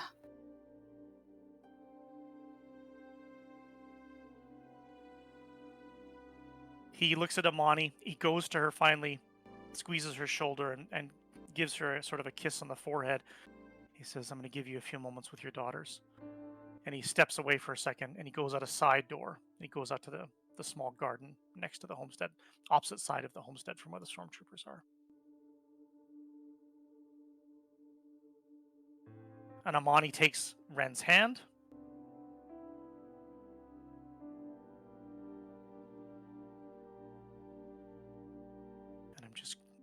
And Amani takes Ren's hand and has her sit down at the table if she will follow. And then reaches out her other hand to Tanal. We'll take it. Mom, we don't have... All right, sit down.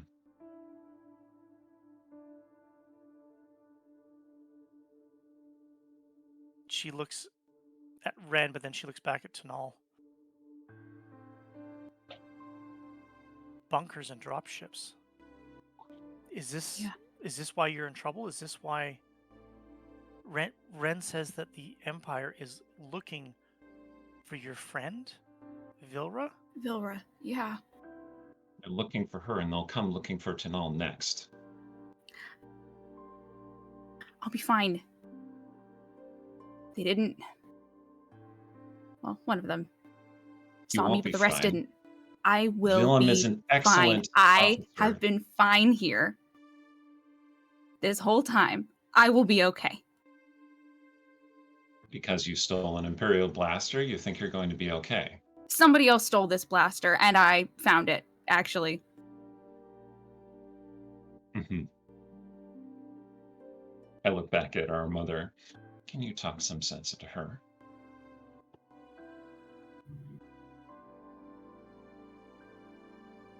I thought I would talk some sense into you. You're the one that brought Imperial troopers onto the ranch.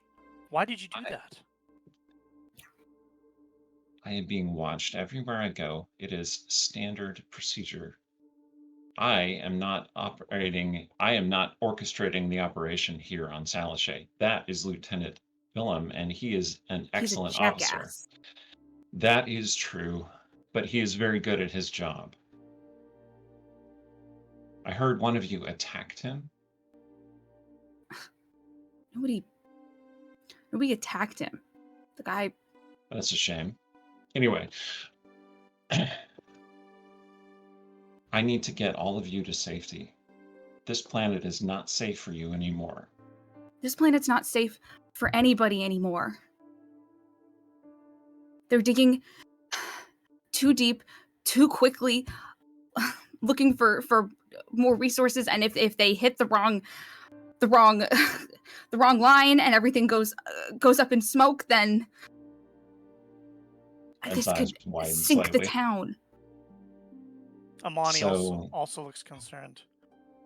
Those reports haven't been exaggerated. She looks to Ren. No. been undersold, actually. I was there when that lieutenant was told that there's dangers at the mine. Damn He it. he brushed off the warnings. What's the danger? What's happening? He doesn't care. He doesn't care if they keep digging and drilling. It's not safe. It's not safe for the people who are doing it. It's not going to be safe for any of us. If those tunnels collapse, then the farms, the homestead, our home, it's all going under. She We need to looks get at everyone off the planet. how. We need to get them off the planet. Ren, how would you get your sister off the planet? What do you mean by that? I looked at Tanal. You said there was a ship, a drop ship. Hidden. Well, that's what we use then. I feel like you're not hearing me. I'm not leaving my friends. I'm not leaving your friends either. We're taking everyone. That's the solution. You have a better solution? No, but what, things get hard and so we just leave? Do we have enough room on that drop ship for everybody here at the settlement? Do we have enough room on that drop ship for our neighbors? For our friends? I haven't seen the drop ship, so you tell me. No, we don't. That we get as many people as we can. It's not enough. It's not going to be enough.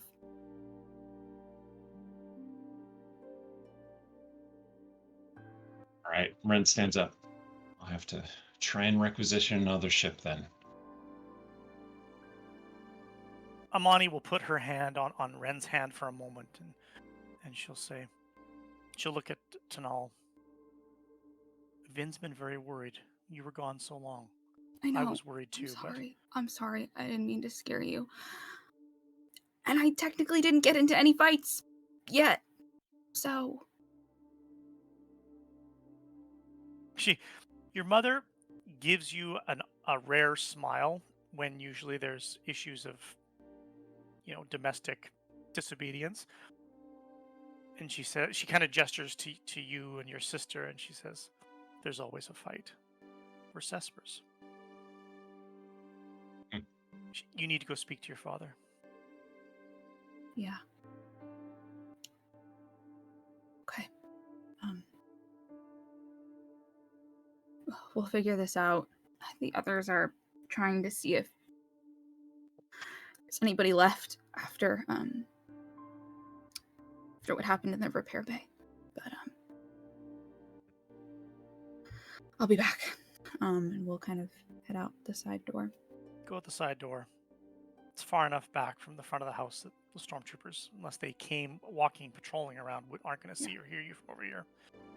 They were standing quite casually. They weren't concerned about this being strict guard duty. They were just talking amongst themselves when you saw them.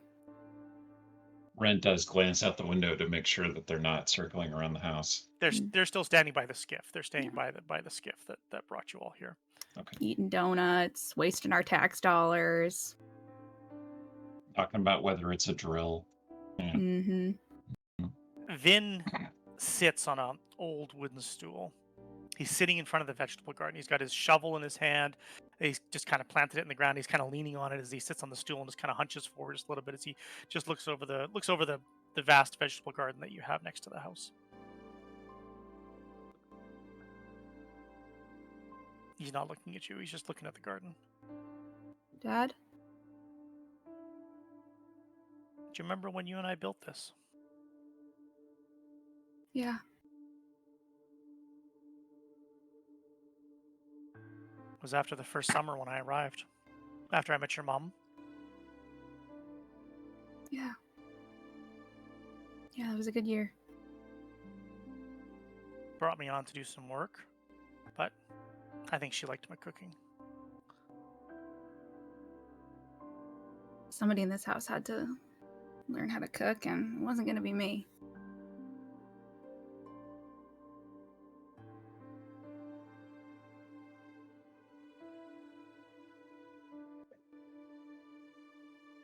talked about putting down roots Hmm. so the vegetables can grow. That was something that your Uncle Rex once said to me. The importance of putting down roots.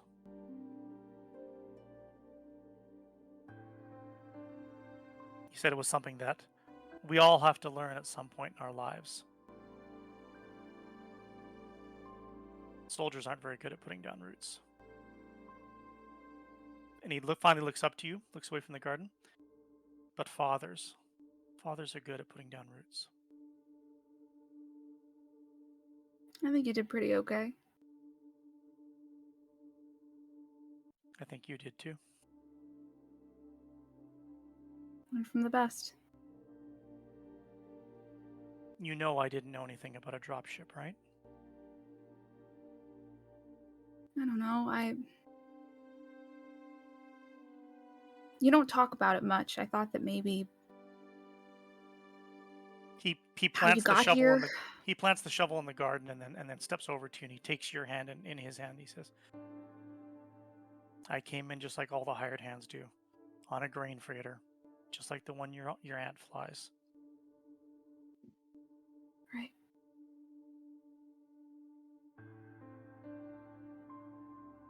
I know. But if what your sister says is true, she's taking a really, really big risk by coming here and telling you. And so you need to listen to her. Because whatever's happening, she's right. They're going to find your friend, and they're going to find anyone that helps her.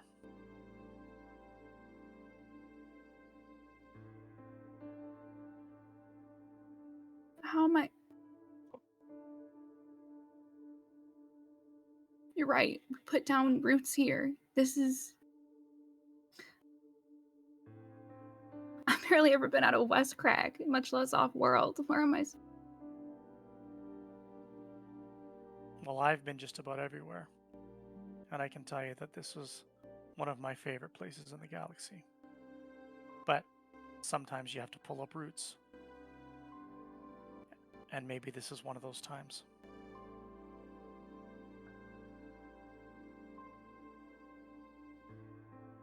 He takes your hand, squeezes it, he pulls you in close, gives you a hug. He says, Yeah. Let's go in and talk to your sister. Okay. Leads you back into the kitchen. Amani and Ren are still there. Runs on the data pad, trying to. No, that won't work. No. Damn it. If Tanal and her has found a ship, can you pilot it? Can you get them out? I'm not a pilot. But probably I have codes that can get us past Imperial presence. Vilra's a pilot, right? Right. Yeah. Filra's just a mechanic, though. What does she know about starships? I look at Vin and our mother like, right. I think that their uncle might have passed along a little bit. Not a They surprise. were young. Yeah.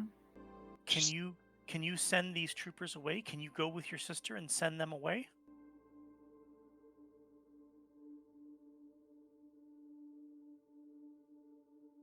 I can set up. I can clear an area.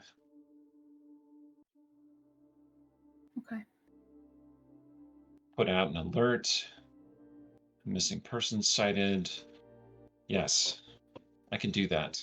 But we need a ship, one that's large enough for all those people. Is there anything we can use?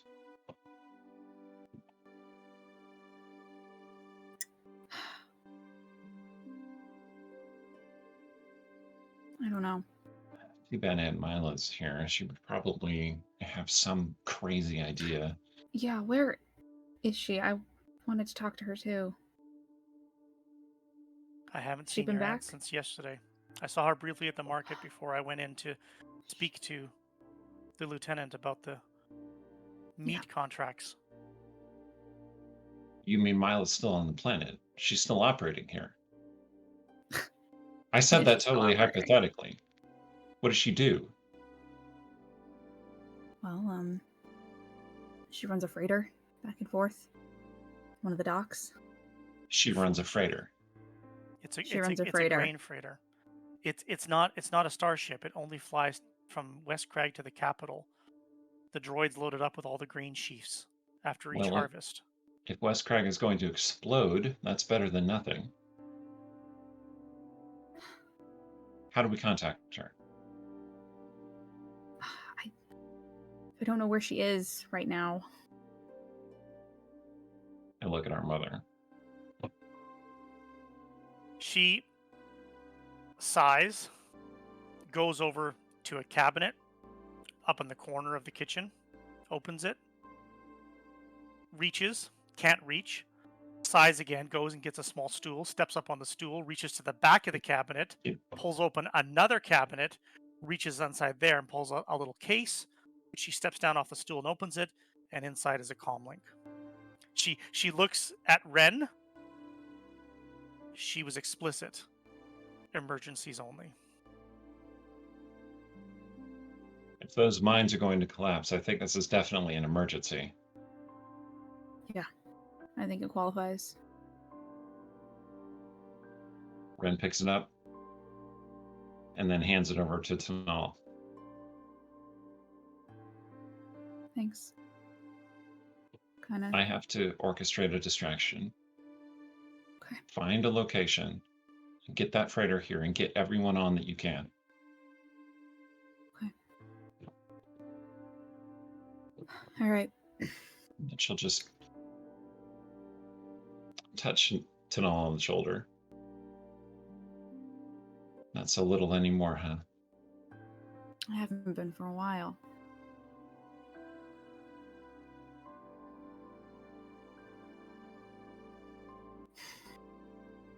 I have to start calling you Birdie. All right. Stiffen, straighten out the uniform. Thank you, citizen. You know that thing looks really stupid, right? They don't consult me on fashion. I open up my comlink. All clear here. Situation normal. Be right out. Amani rushes to Ren before she leaves and just clasps her, wrinkling the uniform perfectly. And then she lets you go, and she just kind of dabs at the corner of her eye. And she says, "We'll see you soon." I looked at everyone you can, but especially you and especially them. Everyone we can. Just the hat. Head back out.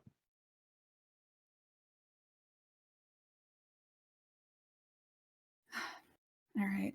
We'll activate the comlink. Anybody You're there? shouting out from outside. What are you doing, slacking on duty? Get back to the transport. We're out now. Sound of a skiff pulling away from the homestead, carrying an Imperial officer and 2 Imperial stormtroopers. You key on the comlink to find your aunt, and Vin says to your mother, "We need to prepare a few things."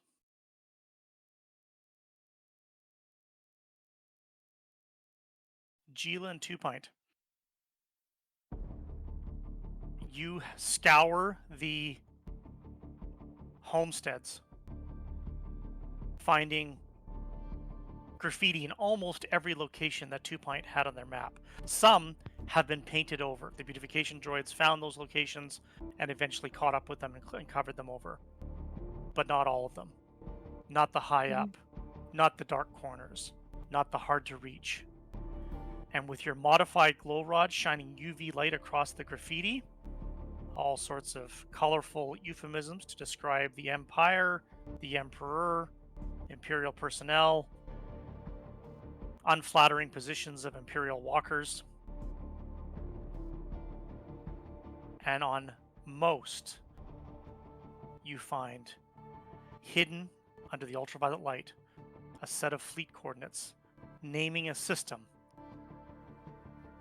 that, according to Aunt Vima, was where exceptional individuals or dangerous individuals or religious extremists were spotted or were disturbing the peace, and the Empire was reallocating an entire capital ship or maybe a small fleet to that system for an immediate intercept.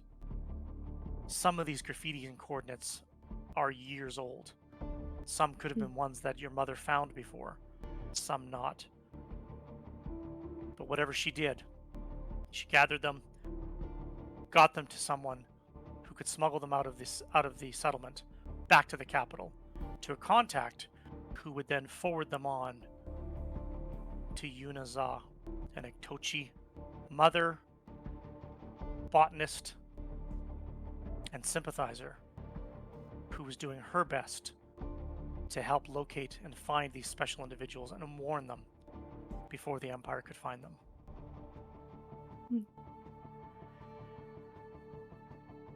The sky has gone from dark blue to light gray to the morning orange as the sun creeps over the cliff tops now. The light of the morning sun creeps over the cliff tops, the sun having not quite fully risen, casting just a warm glow on the settlement, but still casting most of it in shadow as everything's nestled up against the massive cliff face to the east. The grasses are being kissed by the sun, but you're still in darkness, still doing your work. And together, you and Two Pint have gathered as many possible coordinates as you can, stored them on your data pads, taken pictures of them. Two Pint, once you've secured the coordinates, what do you do with the graffiti? I think Two Pint will, to keep things safe, Two Pint will, paint over it and then replace the graffiti with something else. Still graffiti though. So that if anyone has seen graffiti there, there's still graffiti there, but the coordinates are hidden from view. Okay. You deplete most of your remaining paint reserves to do this job, but you're able to do it as you go, as you and Gila make your way through, and you're circling back around now, heading back to the repair bay where you know that Vilra will be waiting for you. So many coordinates, Gila. So many systems. So many times the orders came in for the fleet to redirect in pursuit of just a few, maybe even just one individual.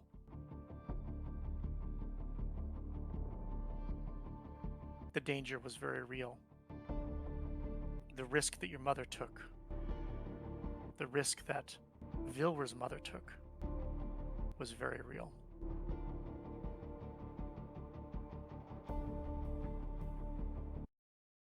I think as we are kind of going through and clearing a lot of this stuff, I think for so long there's just been this: what happened to my mother and what was she doing? And each one of these little pieces of this jigsaw puzzle painting, that who Healy was, gives Gila like a sense of comfort, a sense of completion, a weight lifted off of their shoulders. And thinks back to like when she used to stand next to her mother, um, and how her mother always said like the truth will set you free, the truth can save anyone, and feels vindicated. And that each of these names, each of these people was somebody that my mother felt protected, that the truth did save these people, the truth did set them free. That's something that Gila hopes to live up to, and is trying to figure out how she can do that with the information she has now, and just kind of processing this like very quietly.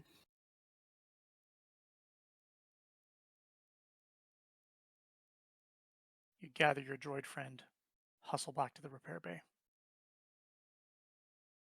Vilra, they didn't search the repair bay. They tossed it. Shelves pulled down to the ground, parts, tools scattered to every corner, black carbon scoring, Mars the walls, the doors. Load lifter droids standing in their racks, waiting for servicing, blaster holes in their chests, blaster holes in their head, errant fire, careless fire, or desperate fire. Difficult to know which.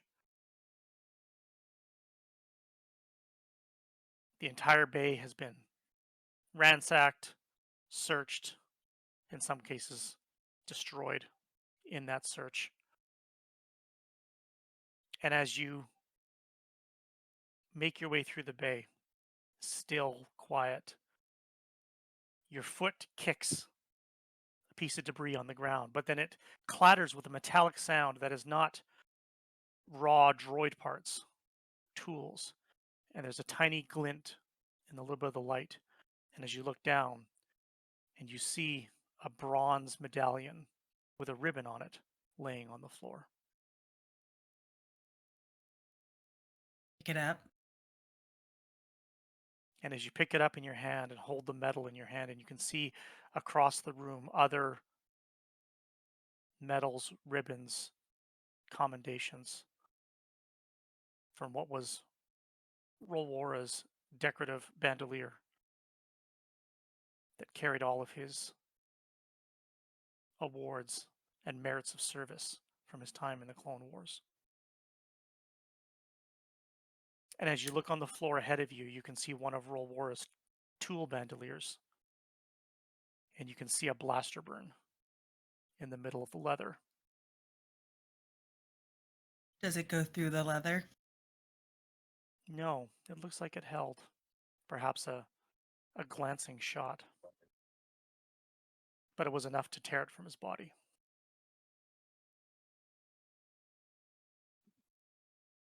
I think she holds the she still has the flower in her hand.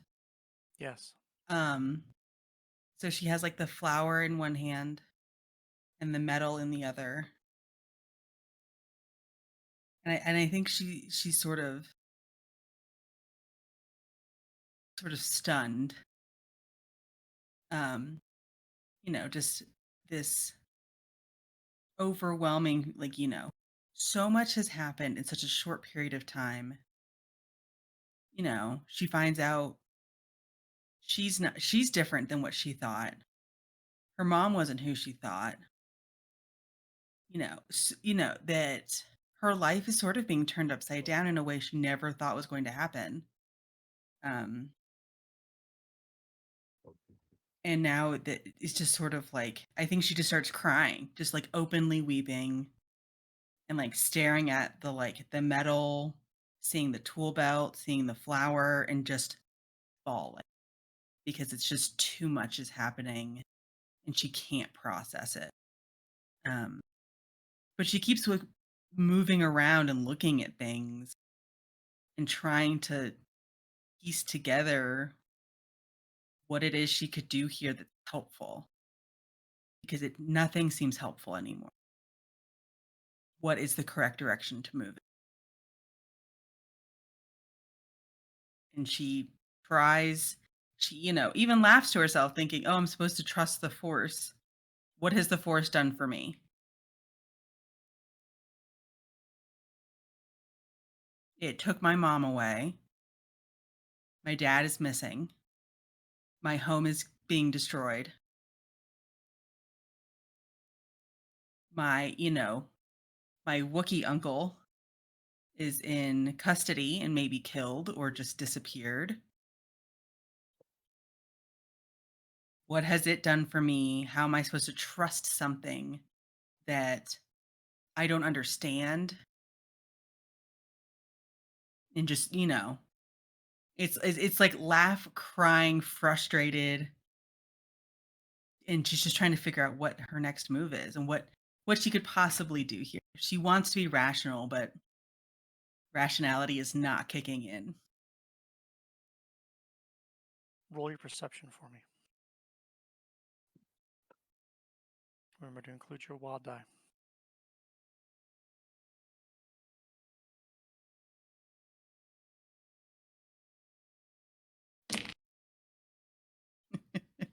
My wild die exploded.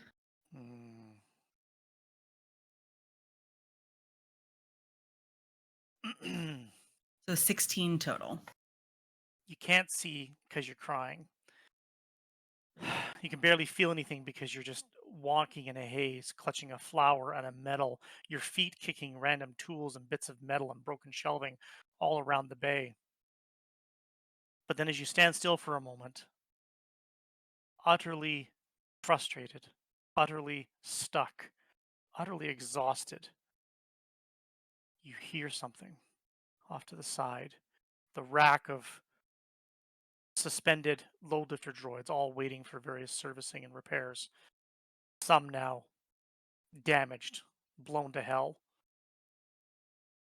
But one of them is making a binary sound, very soft, over and over again. And it's repeating it over and over again. I think she'd move closer, like kind of, and just sort of like walk over and like really listen. Does she understand it? You understand binary perfectly. It's the primary language of the most basic droids in the galaxy. And binary load lifters are some of the most basic droids in the galaxy. A simple language, but effective in communicating. It's hooked up into the diagnostic rack, so it's just been waiting for its maintenance turn to come up. Someone's been running diagnostic on it, monitoring what the problem is and what it needed to be done, like so many of the ones that were here. But there's a binary running, and the message repeats one message over and over again. Oh, pen. Oh, pen. Oh, pen. Oh, pen.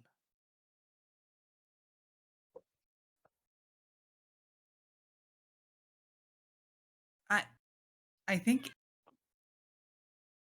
does it have like a compartment in it? Sure does. Yeah, Its I entire think chest she. cavity can open up so you can service it. Yeah, I think she like kind of scrounges around, finds the. Here we go. Finds the tool that she knows will be best to open, and then tries to pry it open. I want you to roll your droid programming repair roll for me. Make Okay. sure to include your wild die. Make sure to remember your toolkit. That's under technical. It sure is.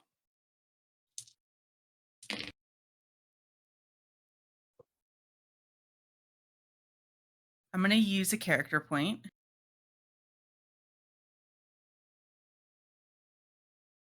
Which exploded.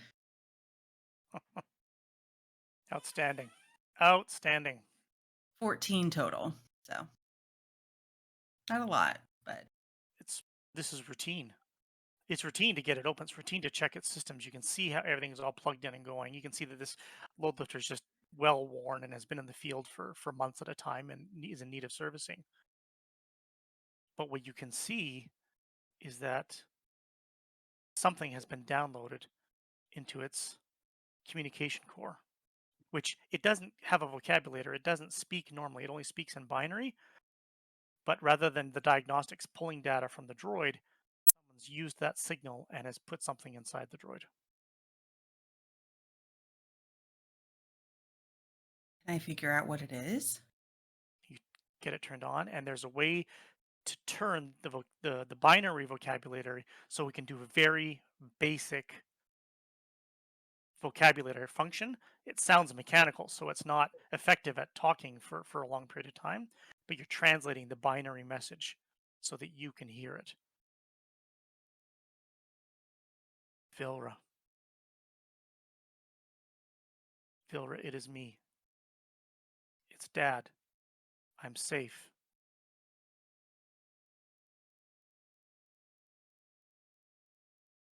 I've used the network to leave you this message. I'm hoping you hear it. some of the harvester drivers who live here in the fields. I'm with them. They told me that you're wanted, but they also told me they're still looking, which means they haven't found you. If they haven't found you, there might still be time that you can find this. Vilra, I am so sorry I wasn't there for you.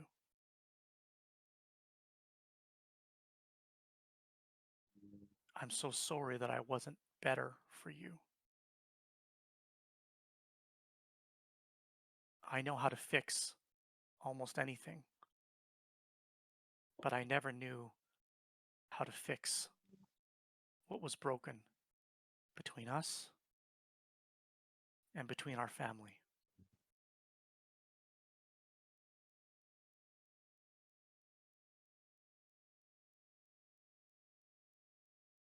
I can't lose you like I lost your mother. I need you to stay safe. I need you to stay low. I need you to get out of West Crag if you can, and don't get caught. I don't have much time. This message is short. I wanted you to know how very sorry I am, but I also wanted you to know how very, very proud I am.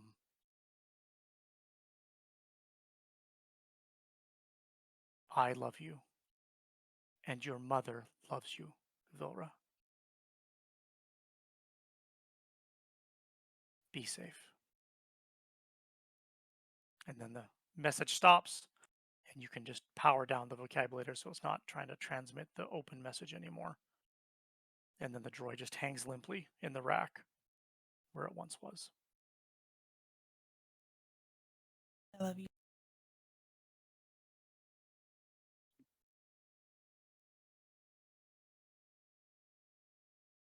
I think she just like stares at it.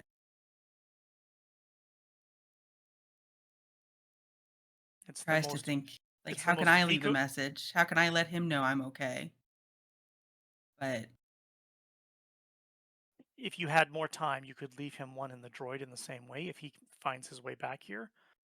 But you also know that if they're searching for you, they're searching for anyone that knows you. I think she I think she this is gonna sound so it won't I think she wants to try to do something to show that if her dad comes back here, he will know she got the message. I'm assuming when they tossed the place, um, I think she tries to find her childhood tool belt, the light blue one, and like, It's ta hanging on the wall over your dad's tool bench. yeah, they kind of kept it for cute sentimental reasons, and then I think she takes that and puts it on the droid itself, Mm. like it just got tossed there, as a sort of signal that like I got it, I heard, and that's all she can think of in that. Um, I think There's that sort of invigorates her a little bit. I mean, she's heartbroken, but knowing he's alive, I think kind of gives and that she has a vague idea of where he um your father's alive. Your yeah, father's in hiding and he's safe. And just maybe your mother's alive too? which she assumed I think her and her dad both had or she I mean, she doesn't even know. Did her dad know about all this? Did Doesn't so sound she like it. assumed her mom had died or had run off or she went through a really big phase of just hating her and I hate my mom, she just up and left, what a bee, but and If then eventually she kind of just grew numb to it because, you know, if no Auntie one else Zima cared. if Auntie Zima told you the truth, Mhm. it would put your father at great risk if she told him where she really was. It would Yeah. put her daughter at great risk if she told her where she really was, as horrible and hurtful as it can be to think to not tell a husband or a daughter where their loved one is. But sometimes, or at least in the perspective of that old Celestin, sometimes the need for secrecy outweighed the need for love. That's the sort of decision you don't know if you'd ever could make. No. But what is the most Zaw way of saying I love you is doing it through the carcass of a load lifter droid. Yes, it is. I think at There's this point she's now into action mode. Now she's like, I'm gonna do something. You have just enough time to gather some tools, a few things that are not destroyed or damaged, some of your dad's old tools, things that would be very helpful that you know you might need, some of Rowora's tools that would be very helpful that you know you would need. Gather up. You can even take a Wookiee bandolier. He's got several in the closet still. Throw that on. Quite big on you, but it holds a lot of stuff and allows you to carry a little bit more than you normally would. There's a small disturbance outside, and you can hear the sounds of Gila and Two Pint as they've rolled back. As you get Is outside, go ahead. I was gonna say, is the apartment upstairs also destroyed? It's been totally tossed and searched. Okay. Absolutely, She does want to take off this stupid uniform and put on one of her jumpsuits. 100%. You've got Yeah. in the time it takes you to get up to the apartment, change, and have that same moment in your childhood room as Tanal did, and see what's there and gather what you need. There's actually a disturbance on the roof as Two Pint has returned, lowering Tanal from the cliff face back down to the roof of the repair bay.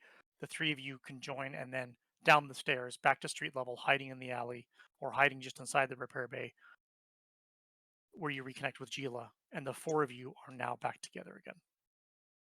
Tanal, real quick, you contacted Mila. Mhm. You asked her what?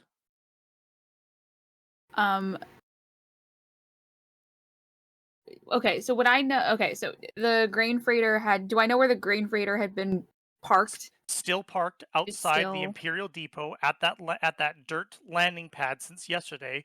It's okay. been loaded with grain. It's nearly finished. Okay. It's been refueled overnight because this morning, once everything's fully loaded, Mila is scheduled to fly it back to the capital. Okay. I think I would have that would be so dangerous to have people gather there. Ask her if there's any way that she can move it or take on additional cargo at this So time. you explain the gravity of the situation. You explain the urgency. Absolutely, She yeah. agrees with everything that you described. She says, "Are you absolutely?" And then there's an expletive crazy when she says that back to you. She says, "Yes." There's Probably. the freighter has Yeah. this tiny cockpit snatched onto the back of this massive cargo hold designed to hold thousands of tons of grain. The freighter's massive, but it's also only atmospheric. It can only fly planet side, but it can Okay. get people out of the settlement and to the capital, or at least to a point of safety.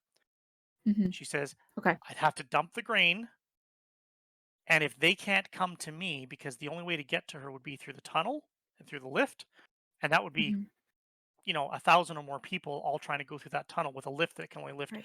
30 to 40 people at a time at the end of the tunnel. Mhm. She says that then I'd have to come to them, and there's nowhere in the homesteads big enough to land this thing. Maybe I could get close to the cliff and drop the ramp, but the only way that there's enough room at the cliff is where the landing pads were, where the freighters and the shuttle buses used to come. One of those landing pads is at the bottom of the ocean because it was blown off in the bombing run. The second one is half What if gone there and twisted was metal. And there's a third one still attached to the cliff face with a busted up old shuttle bus with its blown out front landing gear and every window smashed out, still sitting on that pad. She says, that's in the way. But that's the only place that I could get this beast close enough where I could drop the grain loading ramp where people could get on board, but not with that shuttle bus sitting there. Okay. So we'd have to move it. We'd have to move it unless would I know if there is enough room to at least put the ramp in that extra hangar that we found It's lying around? You don't know what's on the other side. There was a second hangar door Gotcha. facing off to the cliff edge, and you don't know what's on the other side of that. But you've stood on that Mm-hmm. cliff face, which is the Yeah. northern cliff face looking out from the ranch. You couldn't Mhm. even see those hangars there because they were obviously recessed in. So Okay. whatever's there was purposefully, or at least designed to be somewhat hidden, perhaps Yeah. sheltered from the sea spray and storms. There's no landing pad. There's nothing that juts out from the edge of the cliff. Nothing that would allow something the size of the grain freighter to get close enough. Okay. The homesteads Mm, would be the only place where she could get the grain freighter close enough. okay. But the only landing pad that remains still has an old busted up shuttle bus still sitting on it. That's the dilemma in your mind. She says, I will Okay. wait for your signal. Okay. 2 Pint lowers you back down the cliff. When you call Yeah. the droid back, you're back on the ground in the alley in the homesteads. You've reconnected now, the four of you, after a very, very busy early morning. Okay. Right. So I might have a way to get as many people as possible out of West Crag, and a way to get some of us off the planet if we need to. If over that ship looked really busted up, do you think you could fly it if push came to shove? I think so. Vilra, All right. you know that shuttle bus. It was so heavily damaged from the bombing run, it was rendered inoperable because you've played in that as a kid. You've Oh, gone there and explored it and poked around, and you and Rolwara may have even salvaged a couple of parts from it in the years past. The other two landing platforms that were attached to the side of the cliff face took the brunt of the bomb. This one just took the blast of it, but that shuttle is not going anywhere. I was talking about the dropship. Oh, sorry. I apologize. It's okay. Yeah, Vilra, the the dropship? Yeah, nice fueled up dropship. yeah, you could fly the dropship. You think you can, at least. Yeah. I'm like losing some confidence in things, but I'm pretty sure I can do that. No, why are you losing confidence? You're good. You'll just build it back up. It's gonna be totally fine because Okay. we probably have to get off the planet. So then Right. we're gonna get off the planet and it's gonna be fine. Yeah, do I have don't to want to be figure out- arrested. We do have to figure out how to get the door back open because the charge I had is no longer good. If we're really in the 11th hour, we could try to force it. Are we trying to do this quietly, or are we going to be very loud about it? Well, If I think Rolwara was involved in that, he'd have a way to open the door. Are you I'll have suggesting a I'll have rescue mission? 2 Pint and Vilra do their search roll under perception. If you run back into the repair bay and go and search Rolwara's tool bench and his bandoliers hanging in the closet, all of his different tool configurations, do a search. Make sure your wild die is included in there. No, 14. I also got 14. In one of his pouches at the back of the closet, you find 2 more Republic fuses that he had tucked away for a rainy day. Yeah, I snatch them.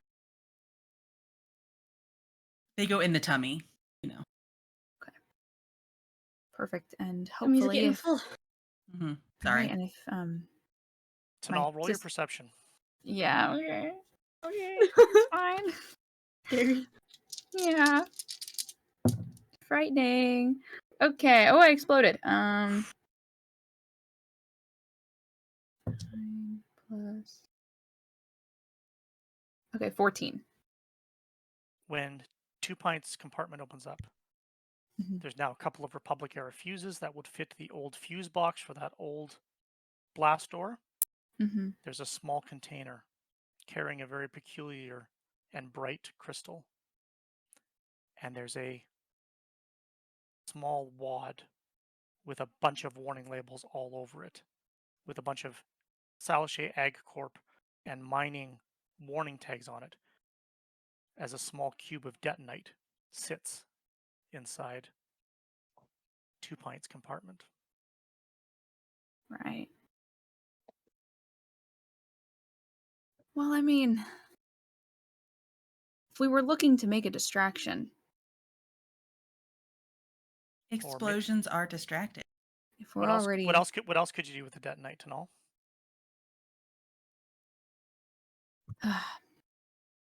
could clear a spot for the freighter. Relocate a shuttle bus. Mm-hmm. You're in the alley, you're stepping out, you're talking as you're walking, you're figuring everything out, deciding what you're going to do. You see Auntie Vema standing in a shadowed alcove, and you see a figure has stepped out onto the street with her. You recognize the head tails as Lyris, Gila's neighbor, steps out. She's still wearing her nightgown, and before you even see her, you can hear her. Lyris is crying, and Vima is comforting her and holding her hand. Jeet. What's wrong? I just don't understand. Oten, he's already gone this morning. He didn't say good morning. He didn't say goodbye. We didn't have our morning calf. He didn't even take his, and she holds up, he didn't even take his lunch. I just I just don't understand why he would do that. I'm just so worried. He didn't He do was so anything. quiet. He He didn't. was so quiet last night, and we barely talked, and then this morning he's gone to work, but he didn't take his bag, he didn't take his lunch, and he didn't say goodbye. And I'm just so worried. Just breathe. Calm down. Listen. Something is happening. All right. He tried to do the right thing yesterday to warn people about the mines. And seems as though no one in power is going to listen. Kind of turns to the others. We got to start getting the word out now if we want people to be able to make it in time. Great. We'll kind of back. Oh, maybe it's not time anymore. In the distance, an explosion rings out as you say those words. It's far up above. And as you all glance skyward, you can see there is a wave of dirt and gravel and grass that gets blown as a wave of air rushes off the edge of the cliff. And you can hear the tinkling of rocks showering down, like tiny little pebbles and stones showering down on the settlement as something has happened in the distance. And it just carried a shockwave across the grasslands. Great. I know we've all. Ren, where you are, and where the four of you are, your comm links go off, and you hear a panicked voice come on the Imperial comm links that you're carrying. There's been a breach! There's been a breach! There's been a breach in the mine!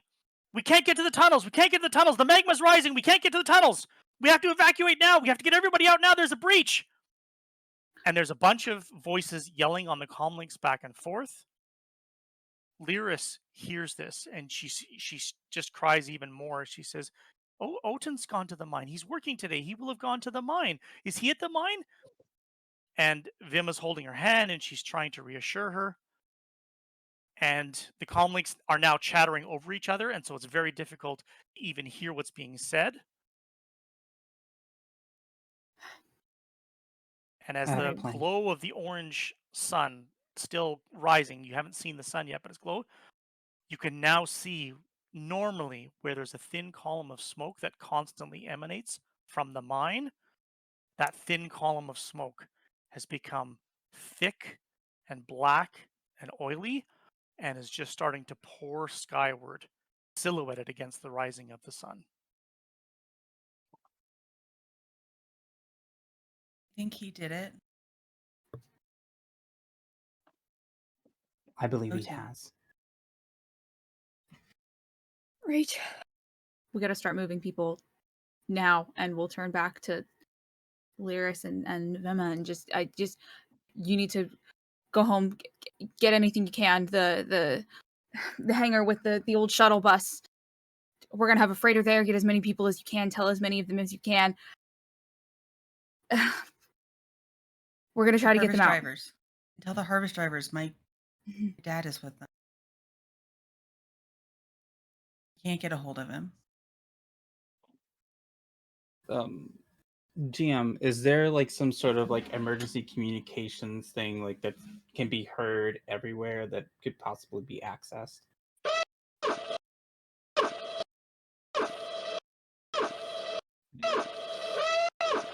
The Empire is way ahead of you.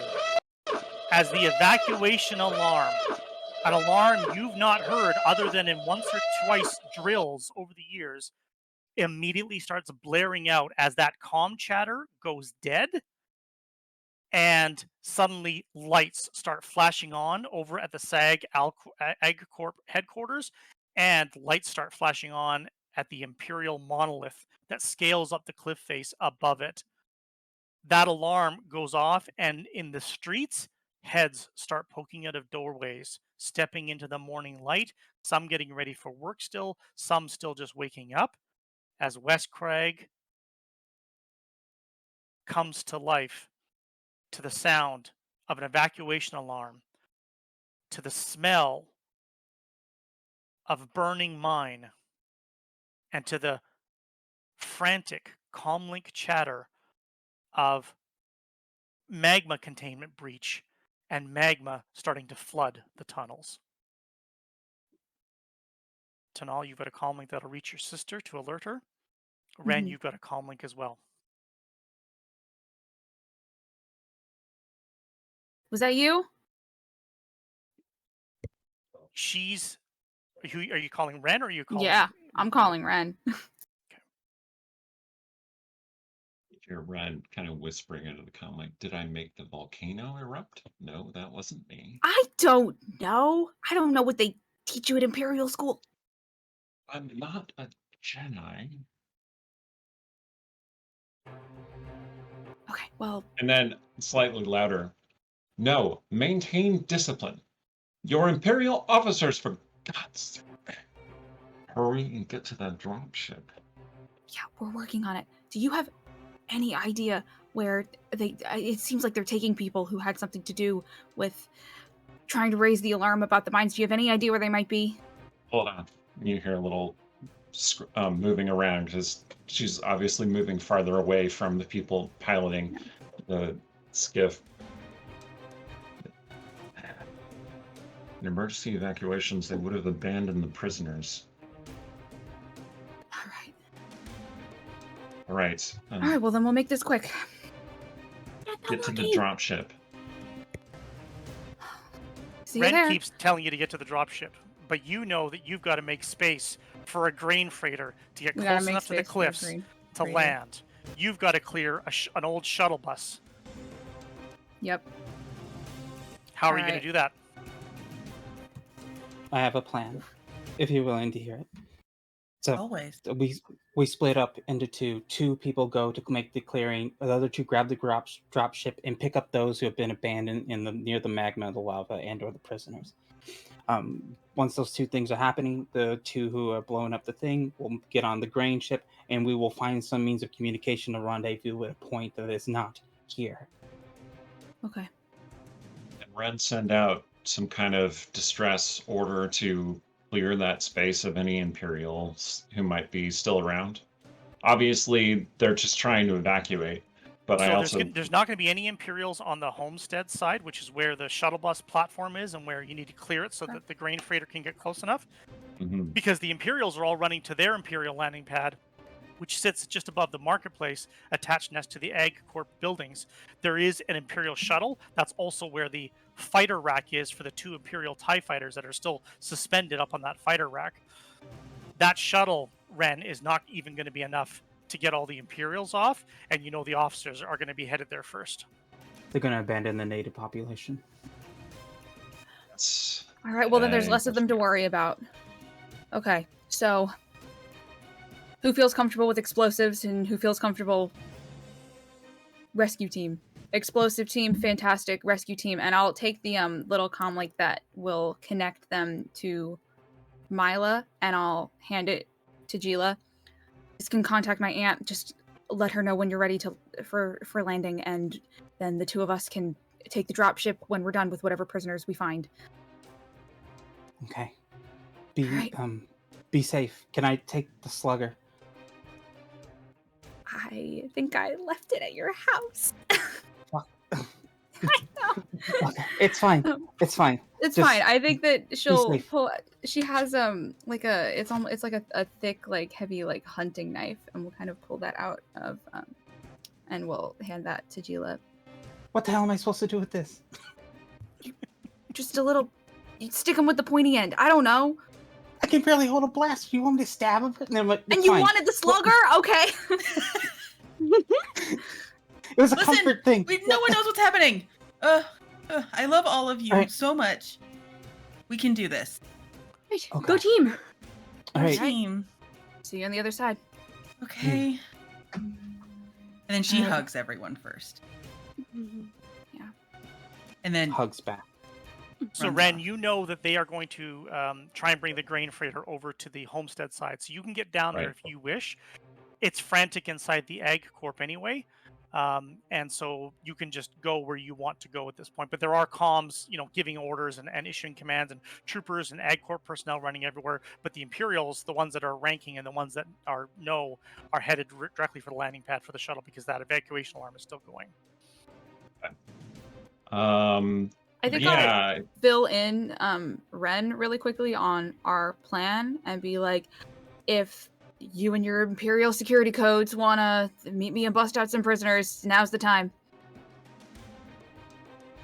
my way. All Okay. right. So you can go through the Ag Yard, Ren, and up the ramp to the platform that sits over top of the waterfall, the platform that leads into the underground tunnel where the underground river sits underneath it. You can rendezvous there with Tanal and Vilra. Tanal, there's a problem. The only two ways to get up to the ramp is through the Ag Yard gates, which are still closed and locked, Okay. or at the roof of the repair bay. There's an old maintenance ladder that scales up the side of the cliff. It is right next to the waterfall. It is an old maintenance ladder that went up to a platform, and there was a small catwalk that would actually connect with the ramp on that side. You know about this because in your youth, you guys would use that from time to time. But as everything else degraded with lack of maintenance and lack of interest and lack of resources, so too did this. The small catwalk connecting the top of the ladder with the platform over the waterfall has long since corroded away and fallen off. And not every rung is still in the cliff wall. Yes, you can climb it, but it's slick and wet, and you're not sure if all of the rungs are fully anchored to the wall. But right now, it's your fastest way for you and Vilra to get up there. Yep. I don't think that we have that much of a choice. So I think that Tanal kind of looks at it, looks back at Vilra. You're not afraid of heights, are you? No. Also, before All right. we get too far, I do want to say I got the stuff out of Two Pints' tummy. So I grabbed the crystal and the Republic era. Absolutely. Yeah. So I have that. Absolutely. So don't forget you can swim, so you got that. So I can swim. Hey. I don't want to have to Just in swim. case. Gila and Two Pint, you make for the edge of the cliffs at the northwestern corner of the homesteads. Massive 100-meter cliffs descending down on both sides.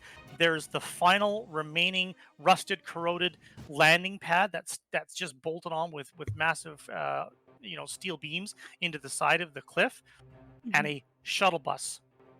Simple glass windows, big glass windows that have all been shattered out. A simple 3-prong landing gear system. The front gear was completely sheared off in the Imperial bombing run, decades ago. And it just sits on the platform, resting on its nose, but it's right in the way. If you clear it, maybe, just maybe, a freighter could get close enough that they could drop their landing ramp.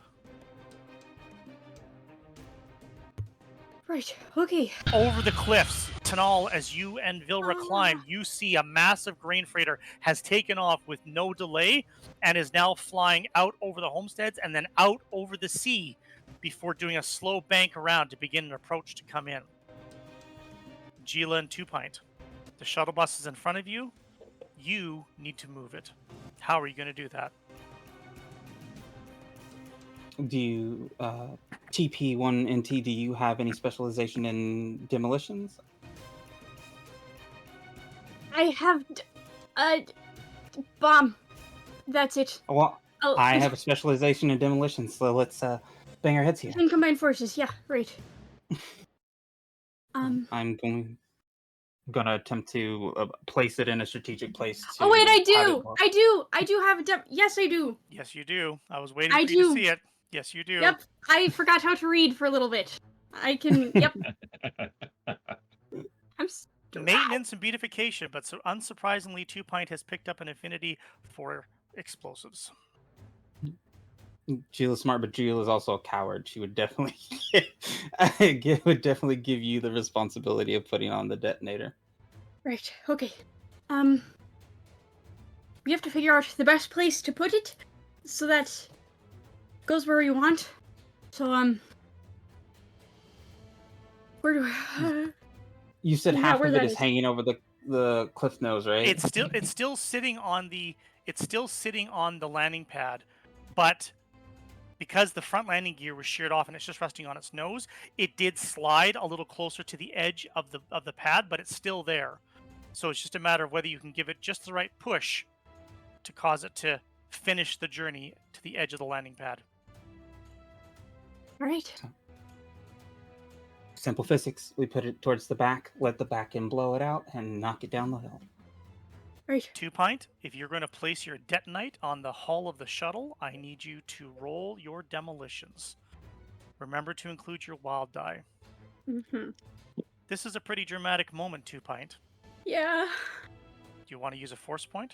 Yeah. I'm You scared. choose to spend a force point, you're going to double your dice for this round. Okay, I don't have enough d6s, so give me a sec. Okay. We will need to roll 2 more.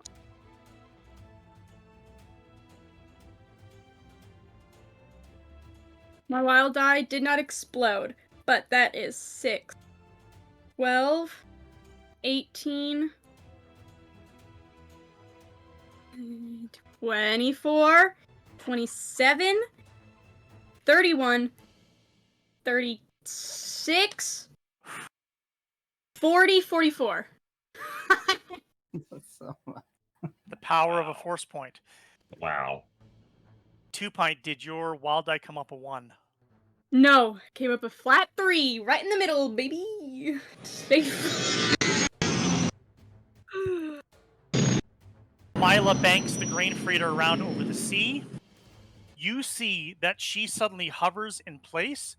The grain freighter, big, bulky, unwieldy, not maneuverable at all. It's not what's designed for. For whatever magic she works at the controls, she banks that thing as the bay doors open and almost turns it 90 degrees, somehow holding it in place as massive grain sheaves start tumbling out of the grain freighter into the sea below. As you do this, Two Pint places it very, very carefully. And then, Gila, you've never seen Two Pint move so quickly as Two Pint exits the pad past you and keeps going. And Gila runs with. As Two Pint sets the detonite, sets a tiny timer counts down, and just as Mila rolls that big fat grain freighter back up to even keel, so it's floating over the ocean, the explosion on the landing pad goes off. The hull of the shuttle bus, which is not robust, buckles from the impact of the blast, and its landing gear causes it to slide like skates along the edge of the landing pad. One foot hooks off the end and it topples. The second foot slides off and it topples again and kind of precariously balances there for a moment. And then the back end with the engines and the guts and all the mechanics, gravity does its work, and there's a sheen of just a shower of sparks as the hull of the shuttle bus slides against the edge of the grate, and it slides off the landing pad and topples into the sea. Mila brings in the grain freighter. There's nowhere near the landing pad is nowhere near of a size capable for it to land. So she's going to continue to manage it as best she could as the wind buffets this big ship and tries to bounce it up against the cliff face, but she keeps it from rubbing. Lowers that ramp where the grain, the massive loading ramp where the load lifter droids were loading up the grain, and she just kind of scrapes it up against the landing pad and is just kind of holding it in place. And on a loudspeaker from the cockpit, she's like, "It's windy. Can't hold it long. Get him in. Get him in." And you now have a bunch of homesteaders all standing in the streets as an evacuation alarm continues to blare, as Imperials shout and run on the far side of the settlement, all running for a small shuttle. And you need to get a whole bunch of civilians onto this grain freighter for reasons that most of them don't even fully understand. Gila, I'm going to get you to roll a command, a persuasion, a con if you're going to straight up lie to them. Any skill under your perception that you think is appropriate, you need to make a moment here and convince them of the importance of this. Okay, what would I use? I have con. I don't want.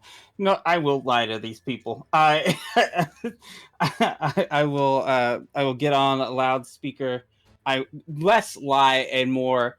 There's dangerous stuff happening, and very much in a what do you call it? The flight attendant manner, sort of. Hello, everybody. Hi, my name is Gila Cora. I live here. Oh, sorry. So if you could please get on the freighter, there has been a small emergency. We will be stepping off for a little bit to do maintenance. Please get on the ship. Go ahead and make your roll, Gila. And if you want to spend a force point, this is a pretty I dramatically will be. appropriate moment to do so. I will be spending a force point. I just need to grab another d6 on one short. Make sure your wild die is included in there. Got it. There we go.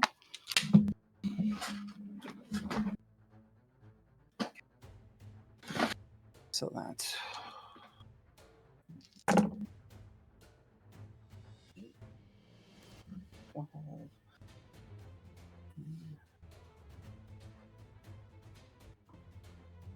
that is 29.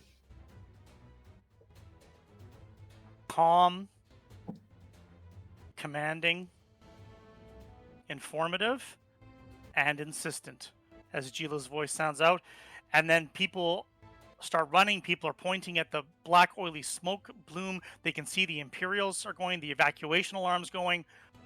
It's enough for sensible people to put it together, and enough for the sensible people to encourage all the people that don't quite catch on, or the old, or the infirmed, or the slow, and helping them, and the young, the kids, getting them towards the grain freighter, which Mila just holds with all of her skill to keep it from buffeting away from the ramp and to keep it from slamming into the cliff. You see Gila, Two Pint, Auntie Vima's nearby. Auntie Vima's encouraging Lyris to get onto the freighter so that she goes, assuring her that Oten will be picked up later.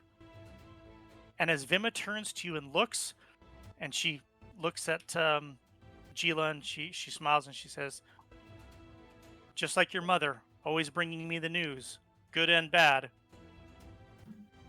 You hear shouts from across the bridge. You can see that there's an Imperial shuttlecraft that is lifting off from the platform, immediately banking away, and a bunch of Imperials, some stormtroopers, some Ag Corp personnel that don't know where to go. And one of them is pointing across the bridge, down the lane, past the broadcast tower, past the homesteads to where you stand, and where behind you, a massive grain freighter is evacuating anybody still on the ground. And you can see Imperials are pointing, and then they start running across the bridge. Fuck!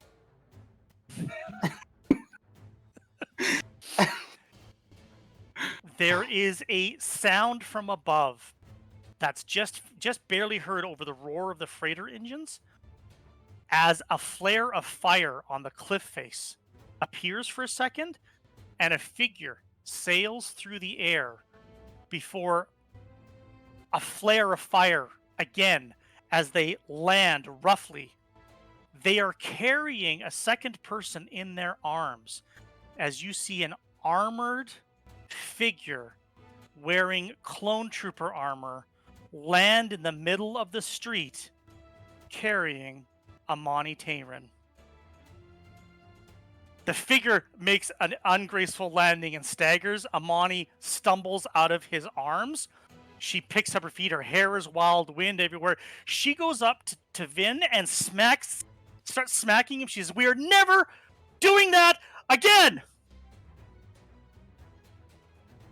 He staggers off his helmet as he steps back from his alarmed and overwhelmed wife. Vin has always kept a shaggy beard and a long lock of hair the best he can to cover a distinct and easily remembered face in a galaxy of 10 years ago. He has shaved the beard near close with just rough stubble and buzzed the hair mostly off in a rough cut so that his helmet would fit and not obscure his face or his ears. And as you stare into the face of a clone trooper, he unslings not a blaster rifle, a blaster cannon. It has a rotary barrel on it as he huffs it up and he steps up to all of you and he looks and he, with a very authoritative voice, "Where's Tanal?" Oh, hello, sir. They are. They have gone over to save the rest of the population that is currently sectioned off. They went to the drop ship. Sir, sorry, I don't know what to do here with you. You look good. He shoulders off the jetpack, which is sparking and scattering and has spent its fuel and looks damaged and very old and very unreliable, and he just kicks it off to the side. And as he nods to you and he hears what you're saying, but he's already taking into account, and he sees Imperials storming across the bridge, coming this way. And Vima walks up to Vin and just kind of taps him on the hand, and she says, "We need to give them more time." And Vin looks at her. And Auntie Vima unzips her gardening overalls and shuffles them off, unhooking her gardening belt and shuffling it off. And underneath is a small brown robe with a cream tunic that crisscrosses underneath as she steps out. And he looks at her and he steps back from her for a moment. And he says, "Orders then, General?" And she looks at him. "General? The only general here is my general annoyance at the amount of troopers coming this way, soldier. Now let's hold that bridge." And Vin steps forward, Vima in behind him. Vin turns to Amani and just gestures towards the freighter when Amani has a look of "Are you kidding me?" on her face. And then the rotary cannon spins up and begins to fire suppressive fire. He's not trying to kill them, but he's sure as hell trying to get them to take cover. As a rotary blaster starts firing down the bridge, scattering the Imperials, dropping them to their bellies, they were not expecting that response. Gila and Two Pint, where are you going? Are you waiting here, or are you going to go to the tunnel? Tunnel. Yeah, tunnel. Right. You begin to run. You still have data chits and data pads filled with coordinates and Imperial data. Whatever happens here, whatever happens in this moment, if the Imperials get that data, Gila, what happens?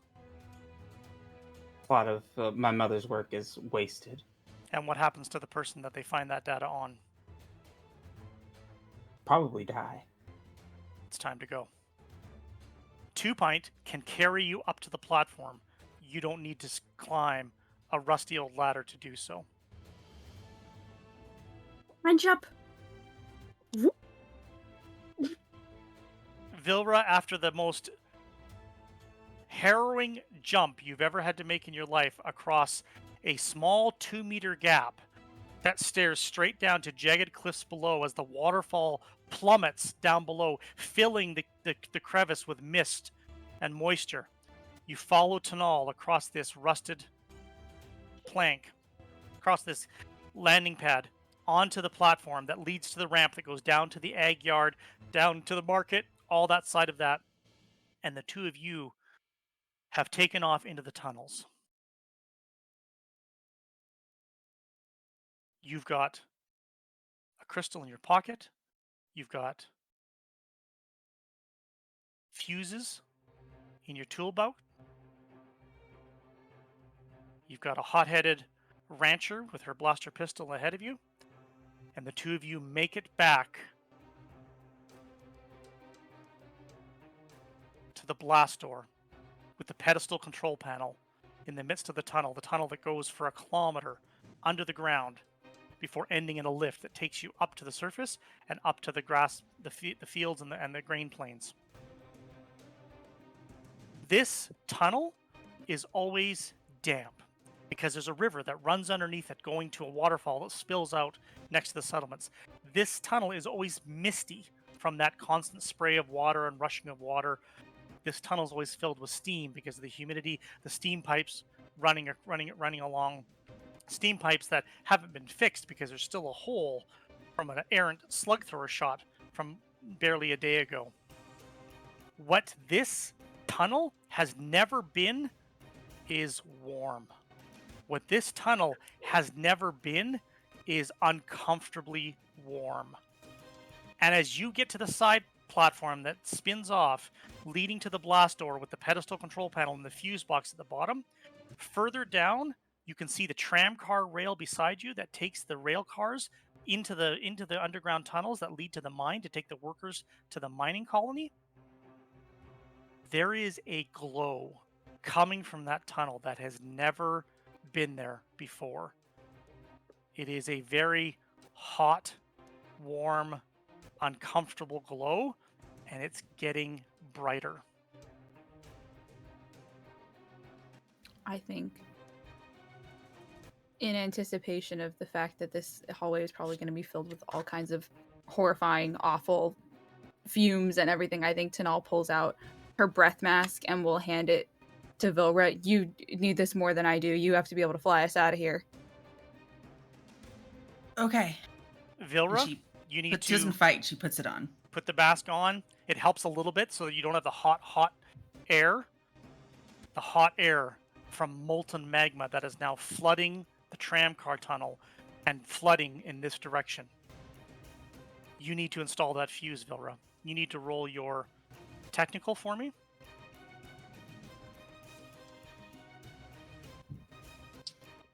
Make sure your wild die is included in that. Wild die explodes. You remembered 2 Pint from last time showing you the correct way. 11.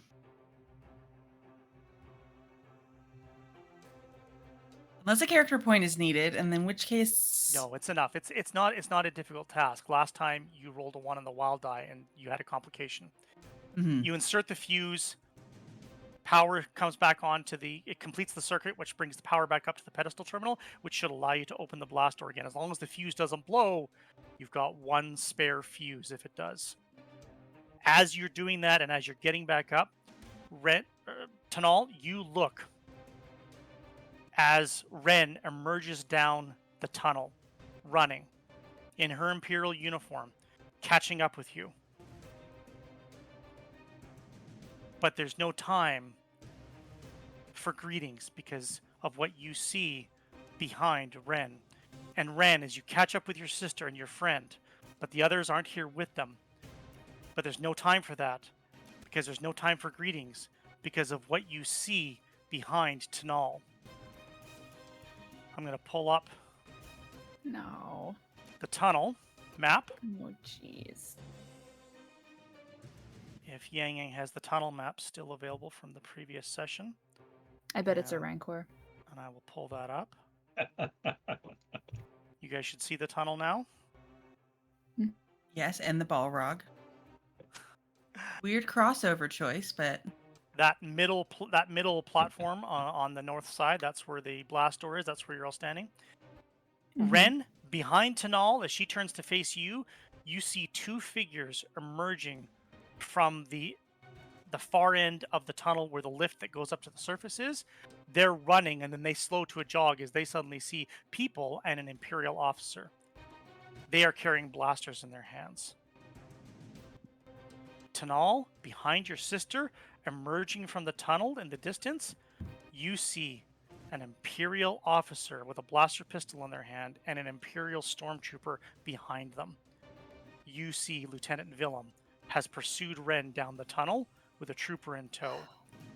And you hear the scuffle of the boots behind you. Ren can look over her shoulder, see Willem and see the trooper, and Tanal, you look over your shoulder and you see Sledge and one of his boys as everybody arrives at the same time, and everybody's got a blaster in their hand. I was gonna say, I don't- feel I like don't we're in a have bit one of in a my hand. standoff. I think that Tanal kind of like has her body in front of Vilra a little bit and like backs us up against the wall so that there's nothing behind me, and has a hand on her blaster. Good morning, folks. If anybody hadn't heard, there is actually an evacuation in effect, so I think everybody should probably go and get to their ship right about now. How about you? Sledge listens to you, but he's got the blaster points in the direction of the Imperials. Ren, you hear Lieutenant Willem behind you. Lieutenant Sesper, you found the Iktochi. Excellent work.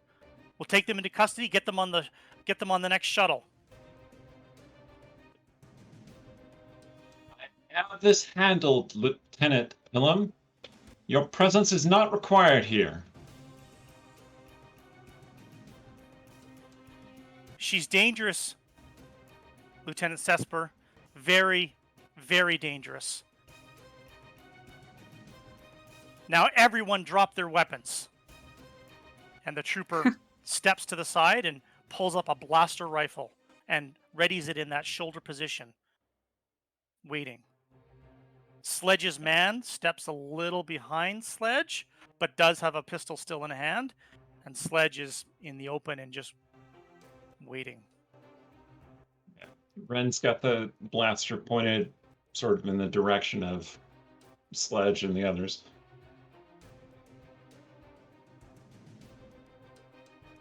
And shoots the soldier. Okay, so it's initiative. We're not rolling for initiative. This is your home. This is your backyard. You have initiative in this moment. You can choose. You can declare how many actions you're taking this round, or you can choose to wait and react to what the others do with their actions. Every action you declare beyond the first is going to take minus 1d from all your rolls this round. Mhm. This is a dramatic moment. If you decide you want to use a force point, this might I be the time do. to do it. I am going to take 3 actions. And you're spending a force point? Yes. Tanal, I think I'm going to take one. one action. Yeah. Vilra, I think I'm going to take 2 actions, and I'm going to use a force point.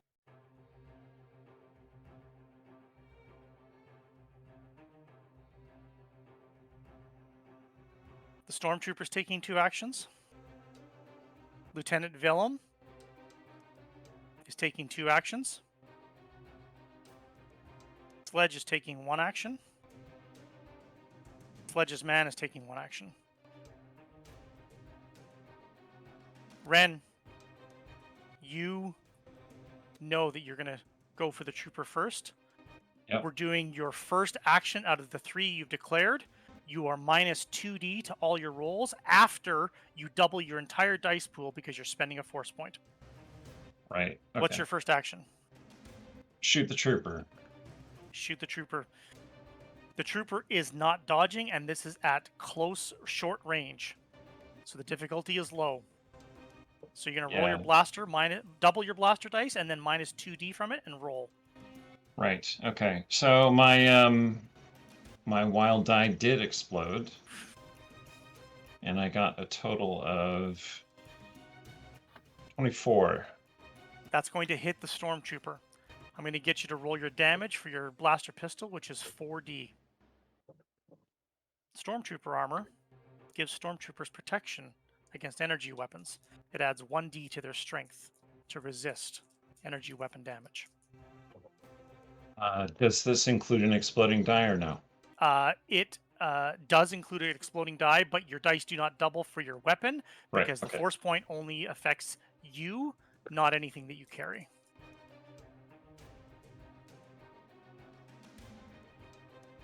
$27. Describe how Ren drops a stormtrooper with one shot. Well, I'm very familiar with stormtrooper armor, and I am at point blank, and he's not expecting it, so I shoot him in a like right under the helmet. The stormtrooper goes down before it even gets to fire a shot. That is Ren's first action. Tanal, your first and only action this round. I shoot Willem. I need you to make your shot. I Lieutenant sure Willem would like to. Atta has girl. declared 2 actions, so they're minus 1d. They're going to declare a reactive dodge, so now they're minus 2d, but they're going to try and dodge. They're not relying That's on short crazy. range as a difficulty number to beat your blaster. Okay. Is it too late to use a force point? Did I have to declare that at the start? You had to declare that at the start. All right, that's fair. That's valid. If It's there's, okay. if I'm there's still a round 2, you can declare it then if you wish. Next round. Next round. gotcha. Next round. Next round. That's okay. Didn't explode, but nothing bad happened either, and I roll so many dice anyway. 10.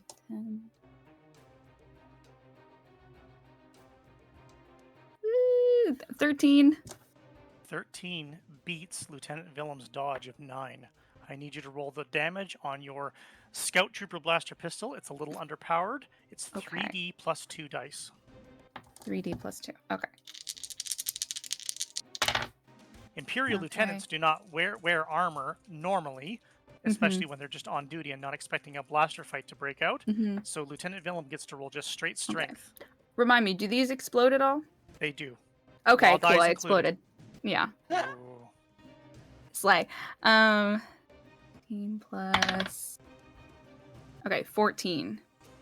So 14 beats Lieutenant Willem's strength roll of 9.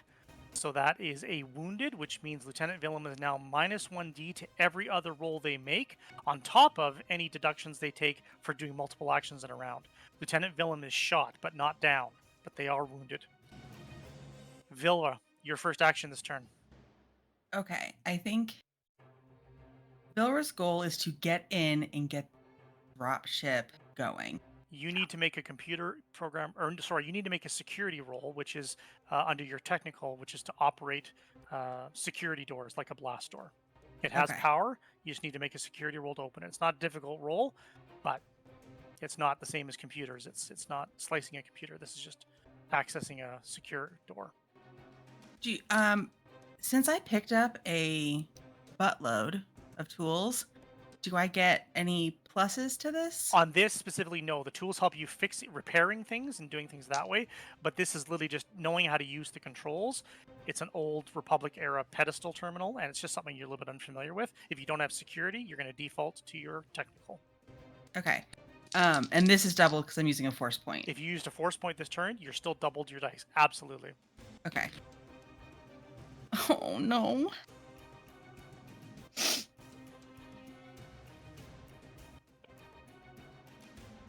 I'm gonna use a character point too. You cannot use a character point in the same round you kidding. use a force point. Oh. Okay, so Okay. So you roll double technical dice? yeah, so I got a 9 total, but Okay. a 1 on my wild die. Okay. Oh, no. Okay. It's okay. not a difficult roll because this isn't a security door in the sense that had a bunch of codes and things in it. It's an old era door that was just locked, and really, the difficulty is based on the fact that you needed to get extra parts to make it to work. So here's what happens: you get the door open, and in doing so, the fuse blows, but it blows the fuse box when it does so, which means you can't put another fuse in it, and the blast door is now frozen open. Okay, well, uh, okay. And I think the second action is to run inside. That's on the next go round. So right now, that Oh, was your sorry. first turn, was getting the door open. That's okay. hmm So Sledge declared 2 actions. No, Sledge declared 1 action. I apologize. So Sledge is going to take their 1 action. Sledge is going to shoot the nearest Imperial. The nearest Imperial officer is Ren Cesper.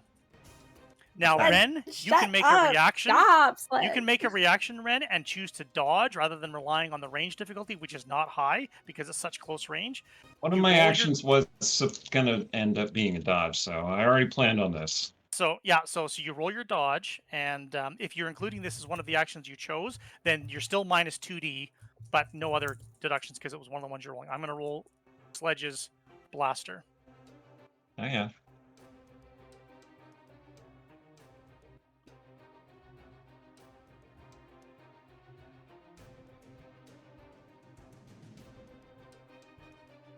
Total. 0.5. You crouch down, like you turn, shoot the trooper, and as you spin around and duck, and a blaster shot right over your shoulder, right past you as Sledge misses the mark. Sledge's man, with their 1 action, dives. I to the kind of side. saw it as shooting the trooper and then grabbing him and then using him as a human shield. for Absolutely. Fire. You bet. Like, Sledge's man then, takes no ducking. shot. Sledge's man wants no part of a blaster fight with Imperials in a tunnel with no cover and no escape, and they just dive backwards in the direction they came, desperately hoping to not get shot. That's everyone's first actions. Ren, your second action was going to be your dodge. So you've done your dodge for this turn. hmm Lieutenant Willem had a second action. Lieutenant Willem cries out traitor and is going to shoot at Ren. No. Lieutenant Willem's Why would already you do wounded, that? so they're minus 1d, plus they took 2 actions, so they're minus 1d, so they're minus 2d off their blaster. So really, Lieutenant Willem has to have an exploding wild die to probably hit Ren at this close range, but the risk is still there. Lieutenant Willem's wild die exploded. I'm going to roll it again. So, should I do a reactive dodge? And You do me. another reactive dodge to this shot now, Mhm. and it's at minus 1d because now we're adding another action in, so you're minus 3d now. My force point is still affecting Still these, applies. right? We're still in the same round. Okay.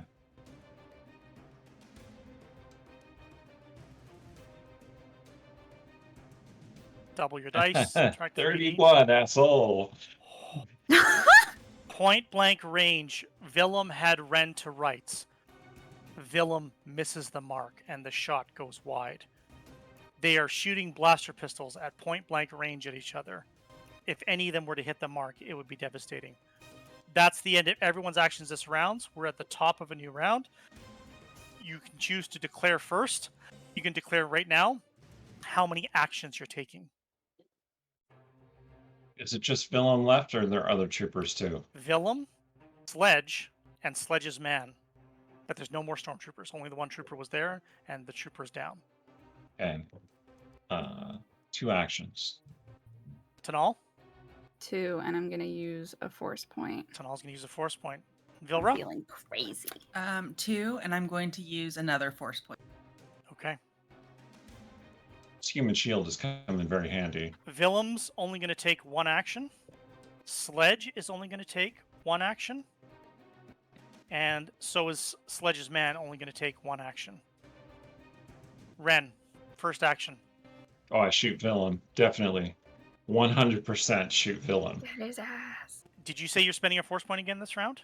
I did not. No. Okay, so your dice are not doubled. You roll your normal blaster, but you're And I'm minus at minus 1d 1. Mhm. because you're taking 2 actions. and Willem's going to attempt to dodge. Willem is wounded, so minus 1d from Willem's dodge. Okay, so I got 13. I did spend a character point to get another die. And that still got you to 13? Yeah. Willem rolled dodge, and Willem rolled a 14. Ah, shit. Oh, bastard. Okay. Tanal, your first action. You're spending a force point this round. I'm spending a force point. We're on this tunnel. We're over top the rushing water. In this moment, Tanal is not worried about whether or not she could swim. She wants to see whether or not Willem can swim. I'm gonna push him off. Ooh. Just So- bum rush him and try to shove him off. You're going to make a brawling attack, which falls under your dexterity. Mhm. Or, sorry, under your Mhm. strength. Mhm. And Willem's going to react to that and attempt a brawling parry to avoid, Uh-huh. very much avoid being pushed off to the edge of the platform. So Willem is wounded, so Mhm. minus 1d to Willem's brawling parry. Yep.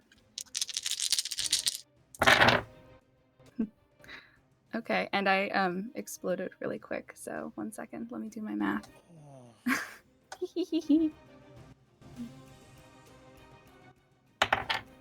Okay.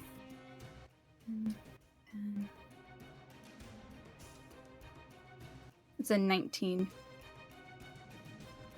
Roll your strength. Okay. Strength is the damage you do when you do a brawling attack. Okay. It's not a lot, but that's okay. And I don't double those with my force point, right? You do It's because just regular. your strength is I you. do. In this case, your damage is doubled, but if you were using a weapon, the weapon's damage wouldn't be doubled. Okay. So you used a force point, your strength is doubled. But this for is turn. just little old me. Ah! I died. Oh! Sorry, I literally definitely just asked this. Does Wild Die explode for this as well? Yes, it does. Okay, cool. Yay! This one is doing fantastic. Whipped Honey set. Die Hard Dice. Everybody go check it out. 12, 13, 14, 15, 16, 17. As Vilra gets the blast door open, blasters echoing and illuminating the inside of the tunnel at point blank range. As Ren shoots and spins and shoots again. As your sister looks on, Tanal, as your friend looks on, describe how you send Lieutenant Willem plummeting to his death. I think I think that Tanal, who is now once again kind of having that similar feeling of helplessness that she had in this tunnel earlier today, you know, watching her friends in this horrible situation, watching everyone firing at each other, and seeing the sister that she has not seen in so many years up close and personal with this absolutely nasty excuse for a human being. I think that with just this enraged scream, I think that she just bum rushes him, puts her arms up, and grabs him by the front of his uniform and just shoves him off. And then Willem is not stands. prepared for someone to manhandle him, and certainly not prepared for a young ranch hand to do that. And as he stumbles backwards, there's a rip of his uniform as he goes, and there's not even time to scream as his breath catches in his throat, and he tumbles into the misty water below to be swallowed by the rushing river. And Tanal, you have an Imperial Lieutenant insignia in your hand with a tattered piece of uniform still attached to it. Vilra, your first action this turn. What are you doing? The blast door is open. Yep. And we're going through it. We're So gonna your go action run is going to into- be a movement, and you can just sprint into the tunnel, which curves and disappears from view, leading to the hangar bay. Can I turn Sledge's the lights first on action- into the hangar bay at the same time? You can Okay. slam it as you go past. Sledge still has an action this turn. Sledge has no idea what the hell's going on. Sledge is going to try and shoot the Imperial officer that appears to be trying to shoot everyone else around. Do I have a moment after I shove this guy to say something to Sledge really quick? Is it a little too late for that? Only because you're on the opposite side of the platform between Ren and So Villar and valid. so forth, so it's all happening simultaneously, right? So you're acting So first, valid. but really it's happening at the same time. Gotcha. Ren, if you're going to dodge Sledge's blaster, you'll need to make Oh, a yeah. dodge roll, Oh, definitely, I'm doing and that. you're going to subtract one more D from your multiple actions this turn. So Right. it'll be minus 2D, right? Because you took 2 I've actions. only taken one action this turn. Yeah, but you declared 2, so you're going to be minus 1D for all your rolls. But now you're adding another action, so you're adding a third action. So it's going to be minus 2D for all your rolls going forward. What if this is my second action though? And I'm not going to do it's another still action. based on Oh, number all of right, actions fine. you It's declare. fine. Yeah. It's fine. Whatever. Totally works.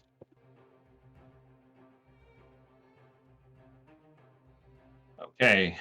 I spent another character point because I don't want to die, and I got a 17. You beat Sledge's blaster shot of 8 or 9. Sorry. Ooh, Okay. good. Sledge's man takes their one and only action this turn, and they are sprinting down the tunnel back towards the man. lift. Wait, Vilra's removed is that the right from way? Okay. from the moment. Ren, Tanal, you've got the drop on Sledge. What do you do? I think I pull my blaster on him, and I say, "You take one more shot at my sister, you're not getting out of here." I need you to make a command roll if you're going to order Sledge to drop his weapon, or persuasion if you want to convince him that it's the right thing to do. Can I Or you can roll argue intimidate. Sorry. here? Can I say we might have one of the last ships getting off this rock and try to bargain with him? In this case, it's a good call, but that's persuasion. Bargain is more Fair for enough. goods and services. Persuasion Fair is convincing someone the right course of action. Fair enough. Okay. Then I don't have any of those other skills, so it's all just one big perception roll. Perception roll. Those are all really good. That is a 12. And Sledge rolled a 12 to resist that persuasion, to Ooh. give up his edge.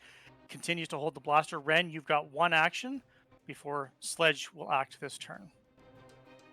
So it's just a GM question. Mm-hmm. So Sledge is not an Imperial. He's a local.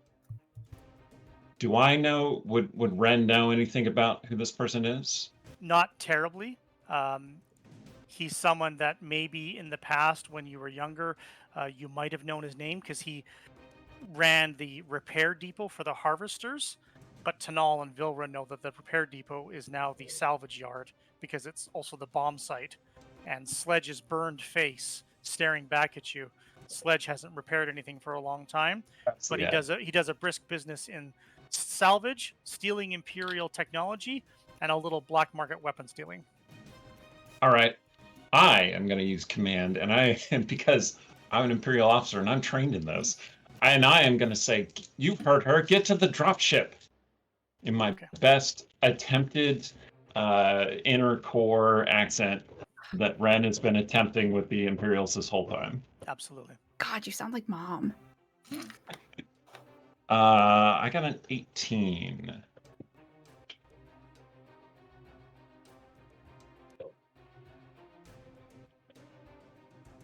He lowers his blaster.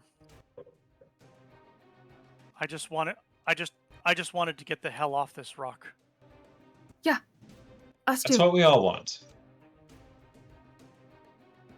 Sledge tentatively steps forward because there's an Imperial officer pointing a blaster at him, but he holsters his and tentatively steps towards the blast door. He doesn't know where to go. He doesn't know what's happening. He doesn't know what the dropship is, but he's gonna follow your lead. All right. Come on. And we'll start heading down. Tanal steps through, leading Sledge through. Mm-hmm. Ren, you're the last one left in the tunnel. What do you do? Mm-hmm.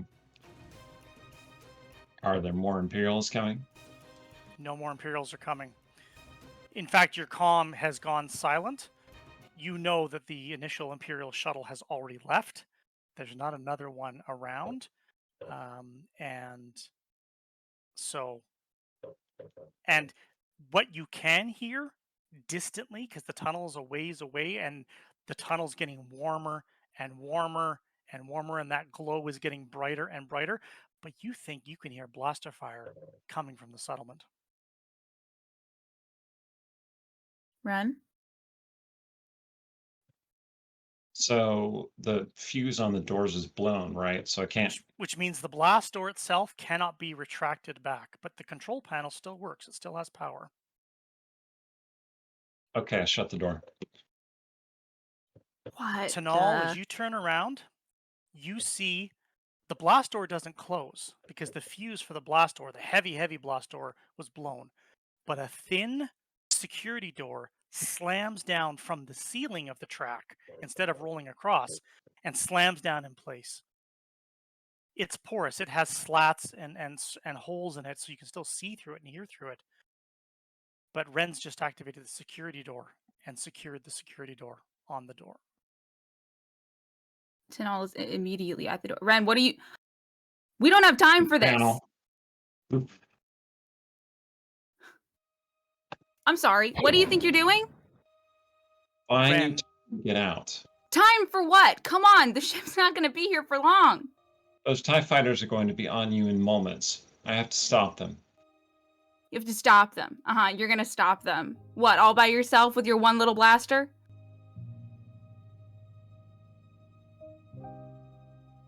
Ren, open the door. I'm sorry. I'm sorry, little bird. I put my hand up onto the door. Don't be sorry. Come with me. May the force be with you. And for the second time in your life, Tanal, Ren leaves you. The first time was to save herself. And the second time, she says it's to save you. I think that Tanal very much has the response that she wanted to have as a kid, but couldn't quite let herself because she was just feeling so angry and confused at the time. I think that she just starts throwing her shoulder against the security door over and over and just yelling for her sister for as long as she can. I think you hear Vilra shouting because she doesn't really know what's happening. You hear her shouting for you. Vilra, you've made it to the dropship. You've turned on the lights to the hangar bay. Sledge comes running into the hangar, completely blown away by what he's seeing. And as you get up and you get on board the dropship and you're disconnecting the umbilicals and disconnecting the fuel lines, but Vilra, you stagger for a moment as you feel a pain in your heart. It's not your pain, it's Tanal's. She is Gotta in go get her. pain. I think she stops everything and runs out and kind of just body slams Tanal. You have to go. We have to go. I can't. She's out there and she needs me and I can't let her do it by herself. She's not going to be okay. Made it this far. You have to be okay. You have to be okay too. And I'm not leaving without you. And come on, we have to go. We have to go. And I'm not leaving you here.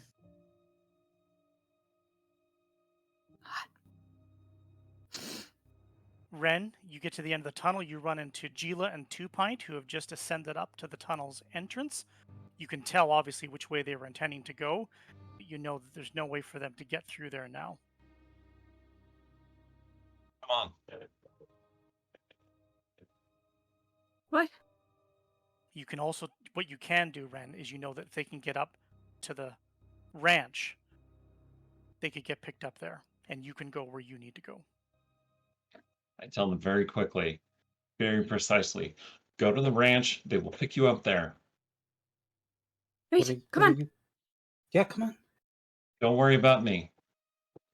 Ren suddenly disappears, runs off towards the egg corp into the yard, and Two Pint can use their lift and lift Gila the rest of the way up to the top of the ranch. Right. Let's go. Hurry up. Up Okay. here, you can see the wind is blowing. You can see this massive black plume of cloud drifting off in the direction of the wind, a couple kilometers away from where the mine is, but it's may as well be next door. And you can see flakes of red spurting up into the sky, even from this distance. The mine is erupting.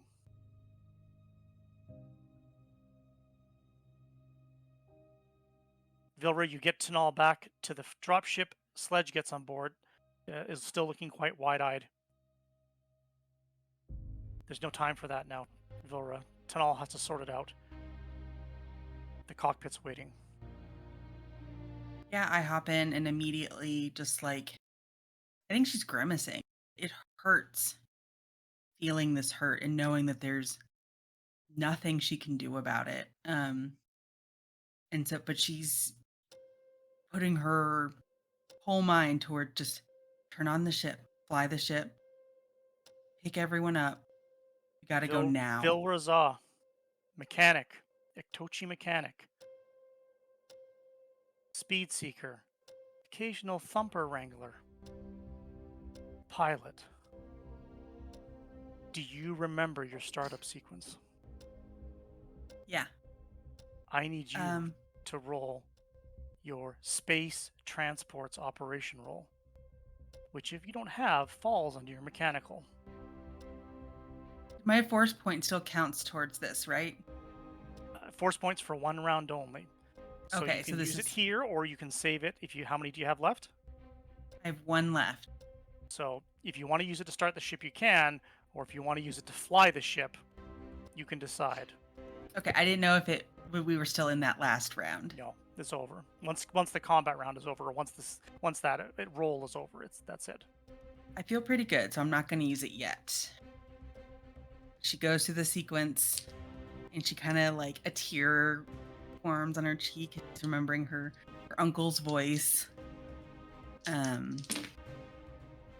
No explosion, but no one either.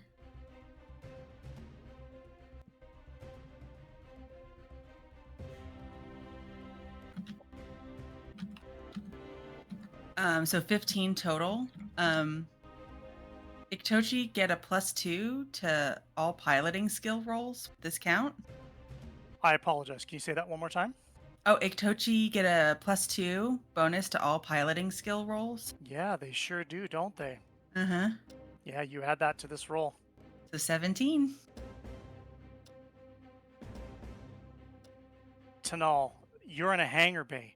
There's a hangar door at the far end. That hangar door is closed. Yeah, I think that as Vilra is rushing to power everything up, she just runs over and tries to figure out how to open these doors. I'm going to get you to roll security, which falls under your technical. Okay! I'm definitely really that for sure. Absolutely don't mind the sound of only 2 dice rolling. Okay, it's a 10. You're fumbling with the controls. You've got power to the terminal, you're getting it open, but something's not working. You're not sure why. You just can't seem to get the it's another big blast door essentially to get it to release. It's not working. You keep hitting the controls and it keeps spitting at you that it's wrong. And then a burned, scarred hand comes over yours and just kind of guides it out of the way for a moment as Sledge steps next to you. And he goes over and he reverses the sequence of the buttons you just pushed and then activates the controls. And the door ka-chung, ka-chung, ka-chung, ka-chung, and starts rolling back as morning dawn spills into the repair bay, the blast door that probably hasn't been opened in a decade, the last time this dropship landed here. And Sledge just gives you a nod and then starts running back to the dropship. We'll kind of run after him. Hop Electrical. back on the ship. You can't prime the tanks without your electrical. Prime the tanks. Fuel gauges come up. This gauge, this gauge. There's no gauge here. There's just an empty hole in the console. You'll have to hope that that one's working. Prime the tank. Make sure it goes. You can do it one of two ways. You can take time. Make sure the engines come to full power. Or what's your other option, Vilra? Oh yeah, this Start. is an emergency, so we're gonna start. Cold start the ship. Full power right away. There is heat coming through that open security door, wafting down into the hangar bay as Tanal and Sledge run back onto the dropship. Magma is starting to flood into the tunnel. I think once they're back on board, door shut, she's And it's Flying out. ignition.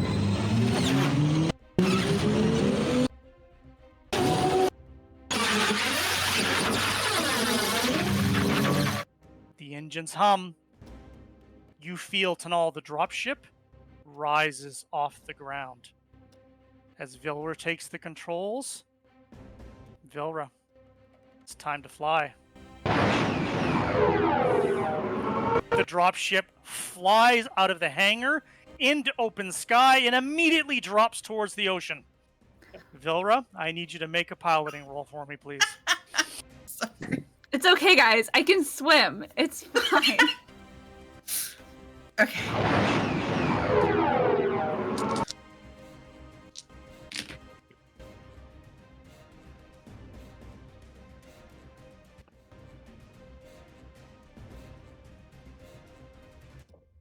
$19. Actually, I'm gonna use a character point real quick just to get that above 20, I think. And it exploded. So we're at 25. And 30. Make that a solid 30. It just comes out of this steep dive and then levels off and then immediately reverses. And Tanal and Sledge are kind of thrown into the back.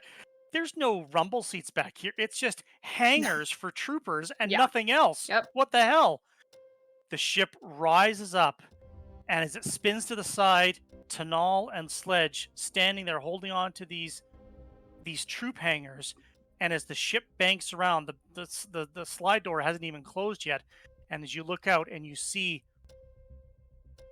the wind carrying across the grasses, this black oily smoke of the mine, magma erupting from the mine over a kilometer away, the ground shaking, and standing at the cliff edge, a reporter and a droid waving at you. Yeah, we're going to pick him up. I think You swoop in. This is what the dropship's designed to do, which is maneuver in small places for quick load and offload. Gila, 2-pint, you see Vilra flying a Republic dropship. She swoops in against the cliff's edge. You just step on as if it's walking onto a ramp. Mhm. Slide the door shut. Dropship takes off. And now, Vilra, you're flying. Are there seatbelts? No. I think that Tanal, like, holding on to one of the hangars, like, Tanal very rarely ever, like, touches Gila without asking, but I think just puts, like, an arm around their waist to kind of, like, hold them steady as we take off. You fly out from the cliffs. You see the settlement of West Crag below you. You see a massive grain freighter bobbing in the air. This stream of inhabitants streaming up the ramp, going into what was the grain hold. But it's the only thing capable of holding that many people. And as you look, you see green and red blaster fire across the bridge as a clone trooper slowly retreats. A robed figure standing next to them.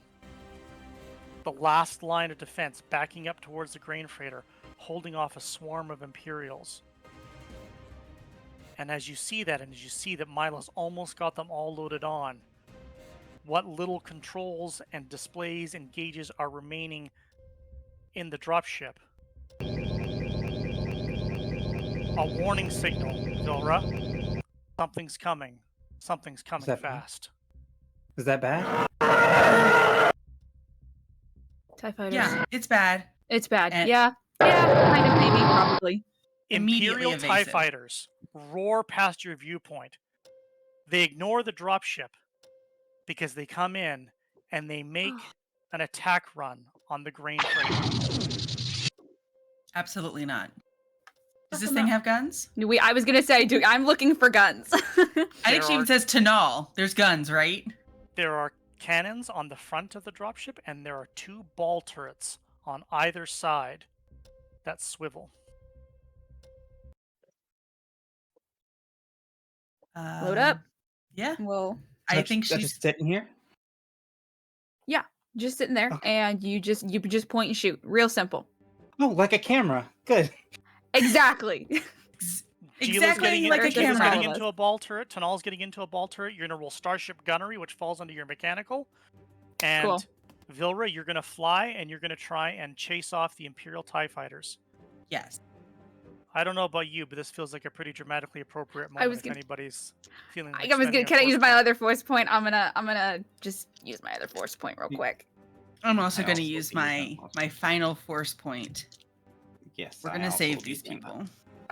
Absolutely.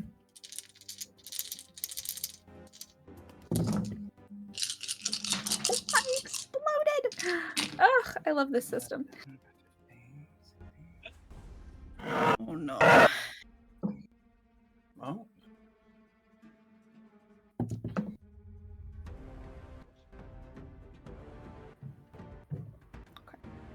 That's 40 flat. Do So the exploding? So you rolled your mechanical then? Oh, mechanical. I rolled technical. I'm sorry. Sorry, I understand. Yeah, Starship Gunnery, anything to do with operating a starship, not fixing it, falls under mechanical. Gotcha. Apologies. So I spend will your force reroll. point, double your dice pool, and then roll. My dice keep exploding, right? Because Yes. it just did a really good job So you're for me. rolling Starship Gunnery, which you probably don't have, which falls under mechanical, which you've Yep. doubled, and keep rolling it. Okay, I have a total of 30. It's a 16. And then for piloting, I got a 26, but I rolled a 1 on my wild die. I wish I could lie. But I can't. Ups and downs, wins and I know. losses. Epic Yeah, your highs wild and lows die of is high school wild this football. episode. It's I know. wild. The Imperial pilots have 4D piloting. The TIE fighters add an additional 2 dice of maneuverability because they are so fast. TIE pilots get to roll 6 dice on their piloting, but like multiple actions, they have to take dice off for each action they take. The TIEs are moving, they subtract 1 dice. The TIEs are firing their cannons at the grain freighter, trying to force it to land under the orders of the Imperials on the ground, so that's minus 1d there. Now, they're going to do a piloting roll to dodge this gunship that has appeared out of nowhere and is firing on them. So their 6 dice is reduced to 3 dice. First, we roll against Gila's cannon. You rolled a 16, Gila? Correct? This TIE pilot rolled a 15, but his wild die exploded. The TIE is so fast, Gila, and it jinks out of the way at the last moment. You had it dead to rights, and the cannon fire just misses it. The TIE pilot on Tanal's side also jinks, and it jinks directly into her line of fire, and the ball turret lines up perfectly. You're going to roll 4d damage, Tanal. Okay. TIE fighters are fast. TIE fighters hit hard. TIE Uh-huh. fighters do not have a lot of hull. They only roll 2 dice to resist Okay. damage from another ship. I'm just gonna roll really good, actually. Yeah, that's pretty good. 12.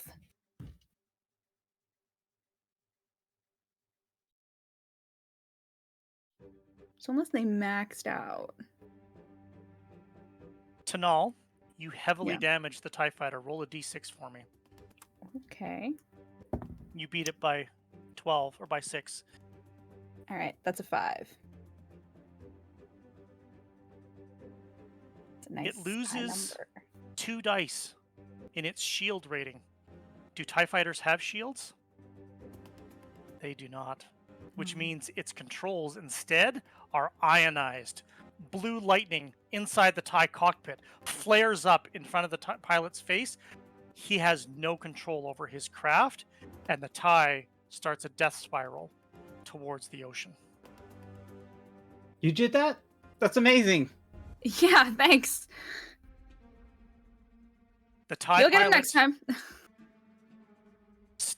the TIE pilot breaks off from the grain freighter, which is a good thing, which allows Mila to continue to load the last of the habits, because the TIE pilot is jockeying Vilra for position to fire on you. It's going to be an opposed piloting roll. Roll your. I shoot start.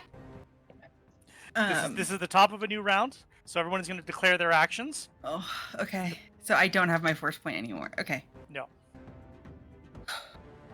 So and if your only action is going to be just to pilot the ship, that's Yeah. all you have to roll this turn if that's what you're going to do. That's all I'm gonna do. Okay.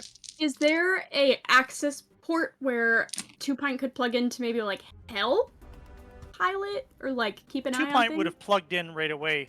2-Pint Yeah. would have plugged in and would have seen all the ship systems. 2-Pint would have seen that half of the ship systems are either non-responsive or offline because things aren't even connected, or there's no sensor relays going to them. But I want you to roll your Starship Repair 2-Pint, which you don't have because it defaults to your technical. Roll your technical for me and tell me what you find. Oops, I need my metal die in here. Okay. Didn't explode, but that's 6, 10, 11.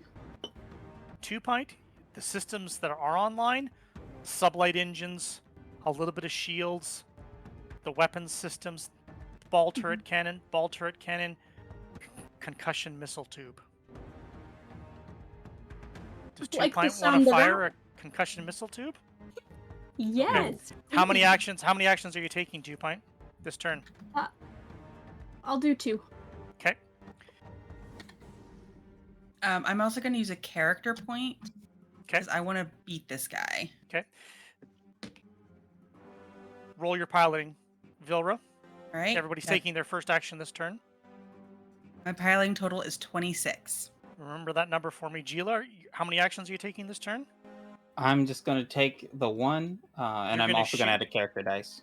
And Gila, you get to add, and I apologize, I forgot to mention, you get to add 2 dice to your Starship gunnery roll because there are fire control. There's a targeting computer on these cannons. So when you roll your mechanical, you roll an extra 2 dice, and then you can add your character point to that as well. Okay. I will do that.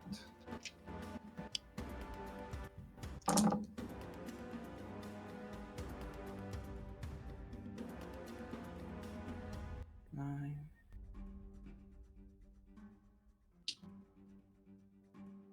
Okay, that is 18.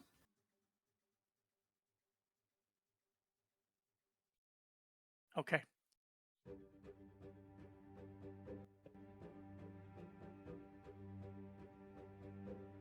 Two-Pint, if you want to activate this missile launcher and try and shoot a missile at a fast-moving TIE fighter, you can do so. You roll your Starship gunnery, which you don't have, which falls under your mechanical. You get to add 1d fire control to this roll.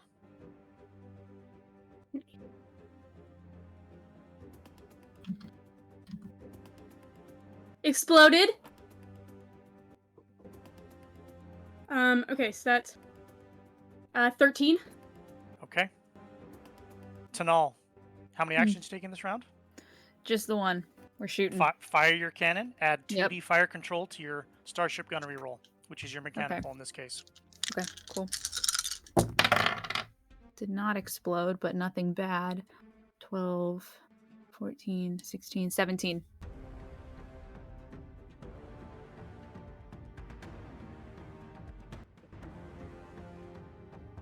Weapon systems. Vilra, as you fire, the sky in front of you, can't really see the sky anymore because ball turrets are firing, and suddenly from above the top of the dropship, something has activated a missile system. You didn't do that, but a missile fires off the dropship into the sky.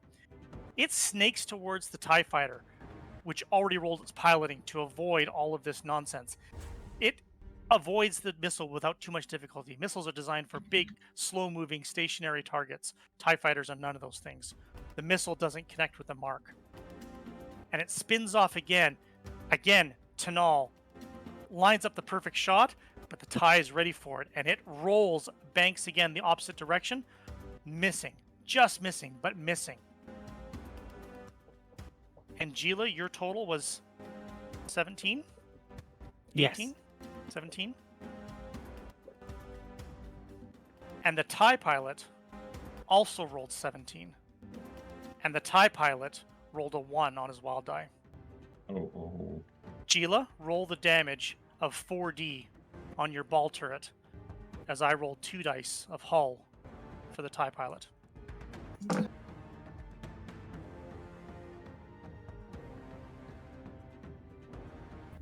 That's 14.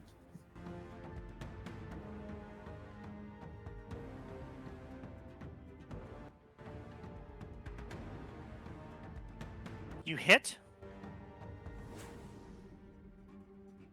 but it's just a skip off like a flash off the hull of the TIE. If it had been any closer, it would have hit it dead to right, and the TIE probably would have crumpled. It just manages to hold on, which means it gives the TIE time to take 1 shot. I hit it. It's already taken an action, so it's minus 1D. And the TIE adds 2D fire control, but it's minus 1D because it's already taken action this turn. And Vilra, you had a 26, 27 on your paladin? 26. 26.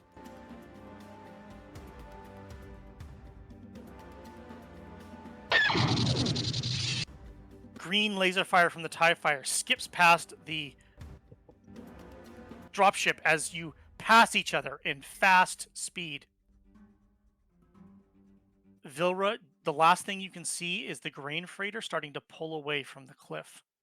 Blaster fire still firing on the ground. We have 1 more round. The TIE is jockeying around to come into position. Everybody has to tell me how many actions they're taking this turn. Tanal's taking 2 actions. Yep. 1 and Sheila? also on the character point. I will take 1 action and also be adding a character point. Same. And 2 Pine's taking 1 action. And Vilra? I want to take 2, but the second one is dependent on how the others go. That's why you have to decide how important it is to get that second action in and lose 1 dice from all your rolls this turn. Okay, then I'm just going to do 1 action. Okay? You guys have initiative. This is your home. This is your planet. These Imperial bastards do not belong here, so you get to choose to go first. Vilra, what's your first and only action this turn? I'm going to just be piloting the crap out of this thing. Roll your space transports operation for me, which is your mechanical. Does anybody have a force point left? 2 Pint has a force point left.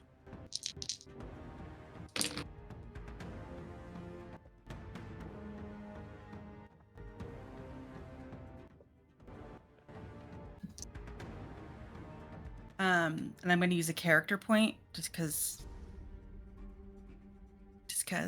Yep. Use him or lose him. Mm-hmm. 22 total.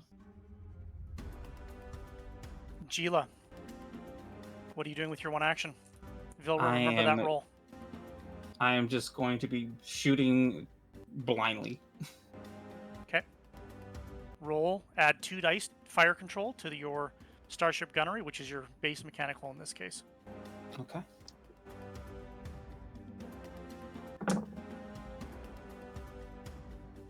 That's not great.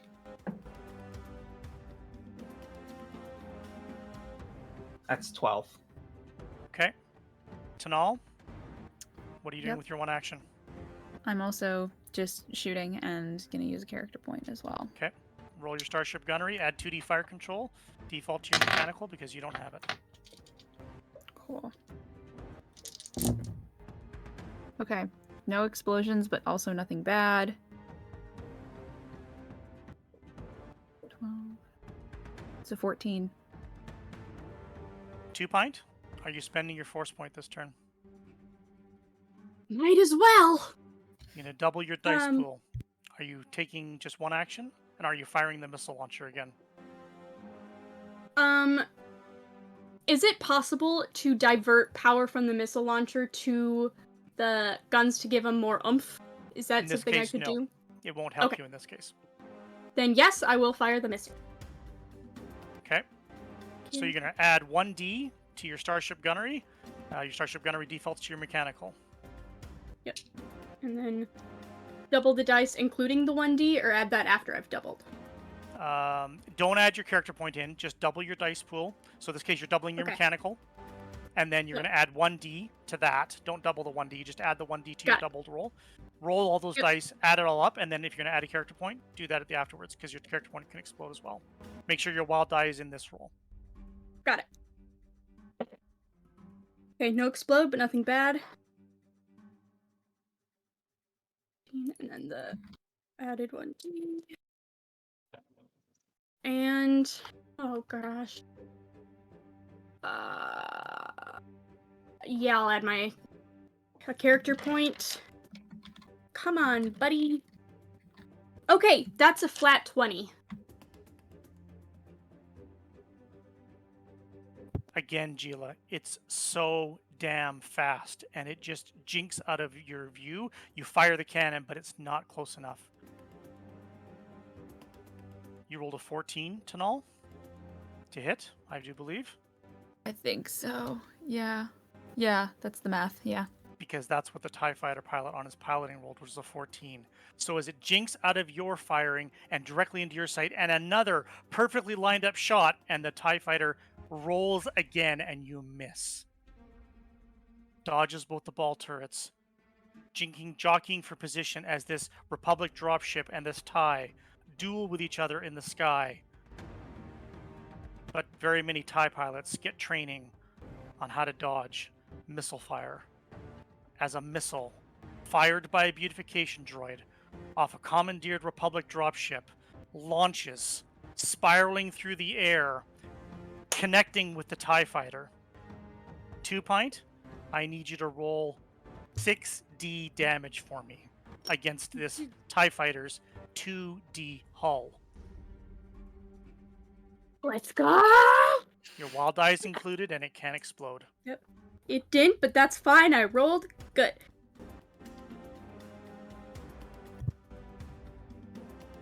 $17. Describe what 2 Pint sees as a missile impacts an exploding TIE fighter. The missile hits and it just explodes. Fireball in the sky, and as everything kind of settles and the remnants of the ship fall below, I think 2 Pine's just gonna go, see, now that's a beautiful view, and is just gonna do a little droid whistle, and that's me, it. 2 Pint, that to me looks like inspiration for another painting. Could be. The comm comes on. It's staticky, garbled, barely clear because the comm system's not working well, Vilra. But Tanal hears the voice of her aunt. That's some hell of a flying you got going on there. As a grain Yeah. freighter just wobbles into view, ungainly, unwieldy, much slower. Safe skies, pilot. And she banks the grain freighter away. I'd like to go and land to pick up the Jedi and the clone trooper. So the last thing you saw was them retreating to the grain freighter. Oh, okay. So I did see them get on. Okay. I thought for some reason they didn't. You don't think that Milo would have left them behind, and they were still putting up the good fight. The last thing that you saw, they were the last ones on the ground, holding the Imperials at bay, holding the Imperials from storming the grain freighter. Okay. And Milo would probably give you that. We got a full crew on this end. Safe skies, pilot. Okay. That probably includes her dad. She banks the grain freighter back over the horizon and back towards the fields back towards the distance of that, because the grain freighter is not designed for high altitude, dangerous flight. It's designed for stable atmospheric flight from one location to another, pick up and drop off. We've got a Wookiee to rescue. Do you even know where Rolwara is? No, but I know where I was held. Tanal? You've got a comm link. Or you can use the ship's comm link to try and reach anybody on the ground still. Are you still there?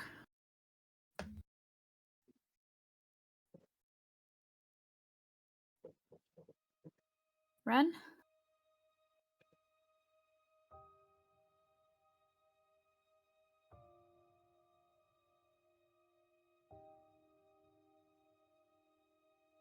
As you Ren, bank please. around Vilra, you can see that magma has seized the tunnel, and where once the waterfall poured out, you can see magma is pouring out instead. You can see that the top of the Imperial structure that sits at the top of the cliff is on fire.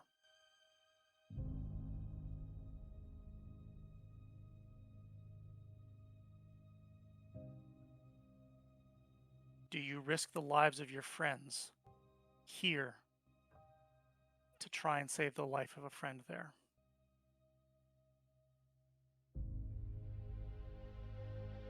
No. He wouldn't want me to.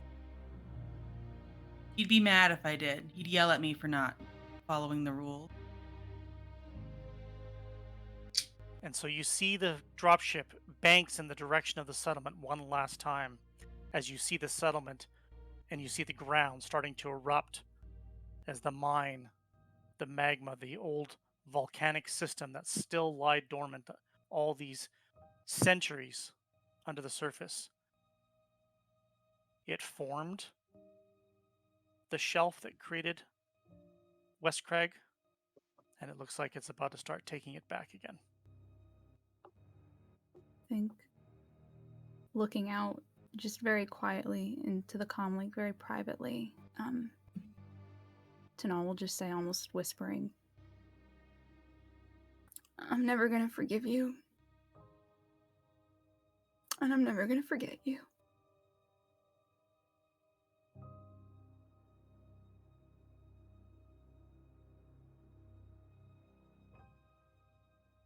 You've got a whole bunch of coordinates of a whole bunch of systems where special people were sighted, sometimes years ago, Vilra. You're going to have to choose a destination if you're going to leave Salashe behind.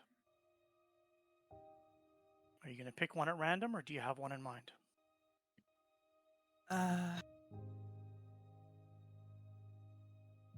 I'm gonna kind of sit there and say, and she sort of just mumbles and almost a little sarcastically, almost a little annoyed. It's like, trust the force.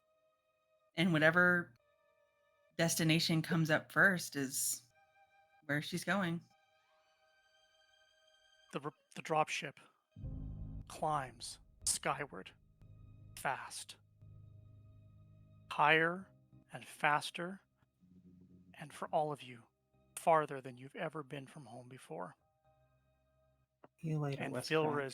as you feel the ship vibrating under you, in your hands, the seat, you wonder if this is what your uncle felt.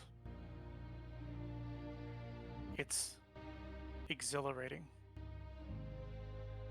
Perhaps that's why he loved it so much. Vilra, the sky turns from blue to black, from a single sun to a blanket of stars.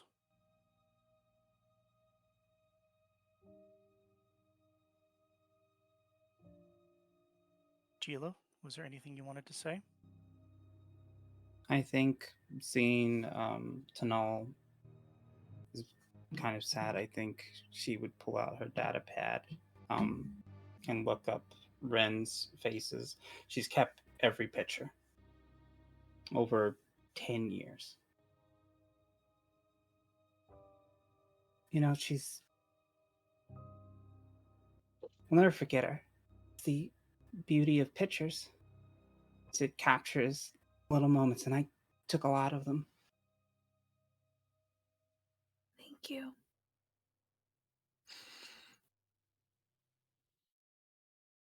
I just don't know what I'm gonna tell my mom. The truth. She died a hero. And we got the pictures to prove it.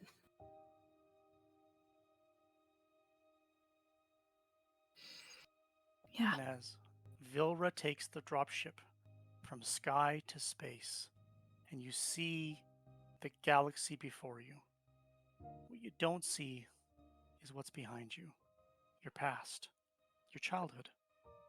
What you don't see is the fields of the ranch, the paddocks flung open, Gaunts given the opportunity to run free across the fields and escape the destruction. Creation thumpers silently streaming along, no bridle, no saddle, no bags, no pens, no limitations, as they run free because the paddocks are thrown open, the fences are thrown open. And what you don't see is a ranch homestead with a vegetable garden beside it and a shovel in the dirt and a massive hole dug to the bottom of the vegetable garden with a spacer's chest buried there, flung open, empty, but once containing someone's personal gear. And what you don't see is a stream of miners walking across the grassy fields away from an exploding mine, up to high ground, away to safety. And what you don't see is the Twi'lek geologist leading them away as he stares skyward as a grain freighter carrying his wife flies overhead. And what you don't see is a cargo skiff drifting across the grassy fields away from a burning and failing imperial structure. A Rhodian in an orange prisoner's jumpsuit huddled up against the railing, and another human in an orange jumpsuit huddled up against a railing sitting against it. And at the back, sprawled out, too big to be sitting with anyone else, wind catching in his burned fur, a Wookiee who just watches as the skiff, driven by a female Imperial officer, drifts across the grain fields. You turned on the nav computer, entered your coordinates like you did with Uncle Krim 100 times before. It's time to leave the past behind. It's time to see what's waiting in your future. You trust your feelings? Maybe not yet, but getting there. But you were told Wants to trust to. the Force. Time for that leap of faith.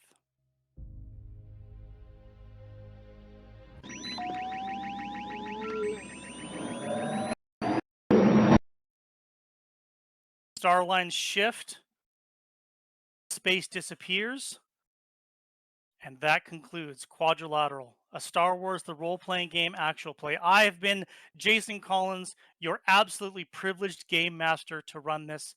You can find me online at Blue Sky at Digital Collins. You can find me on the site formerly known as Twitter at digital_Collins. And you can find my bibliography on Linktree at digital_Collins, including the link to my fantasy comic Kickstarter, Thistle Issue 1, which will be coming in 2024. And I want to hand it over gratefully to Barnaby. Hi, everybody. My name is Barnaby. I use they, them pronouns. You can find me anywhere on the internet at that's_Barnaby. And thank you for having me. This was great.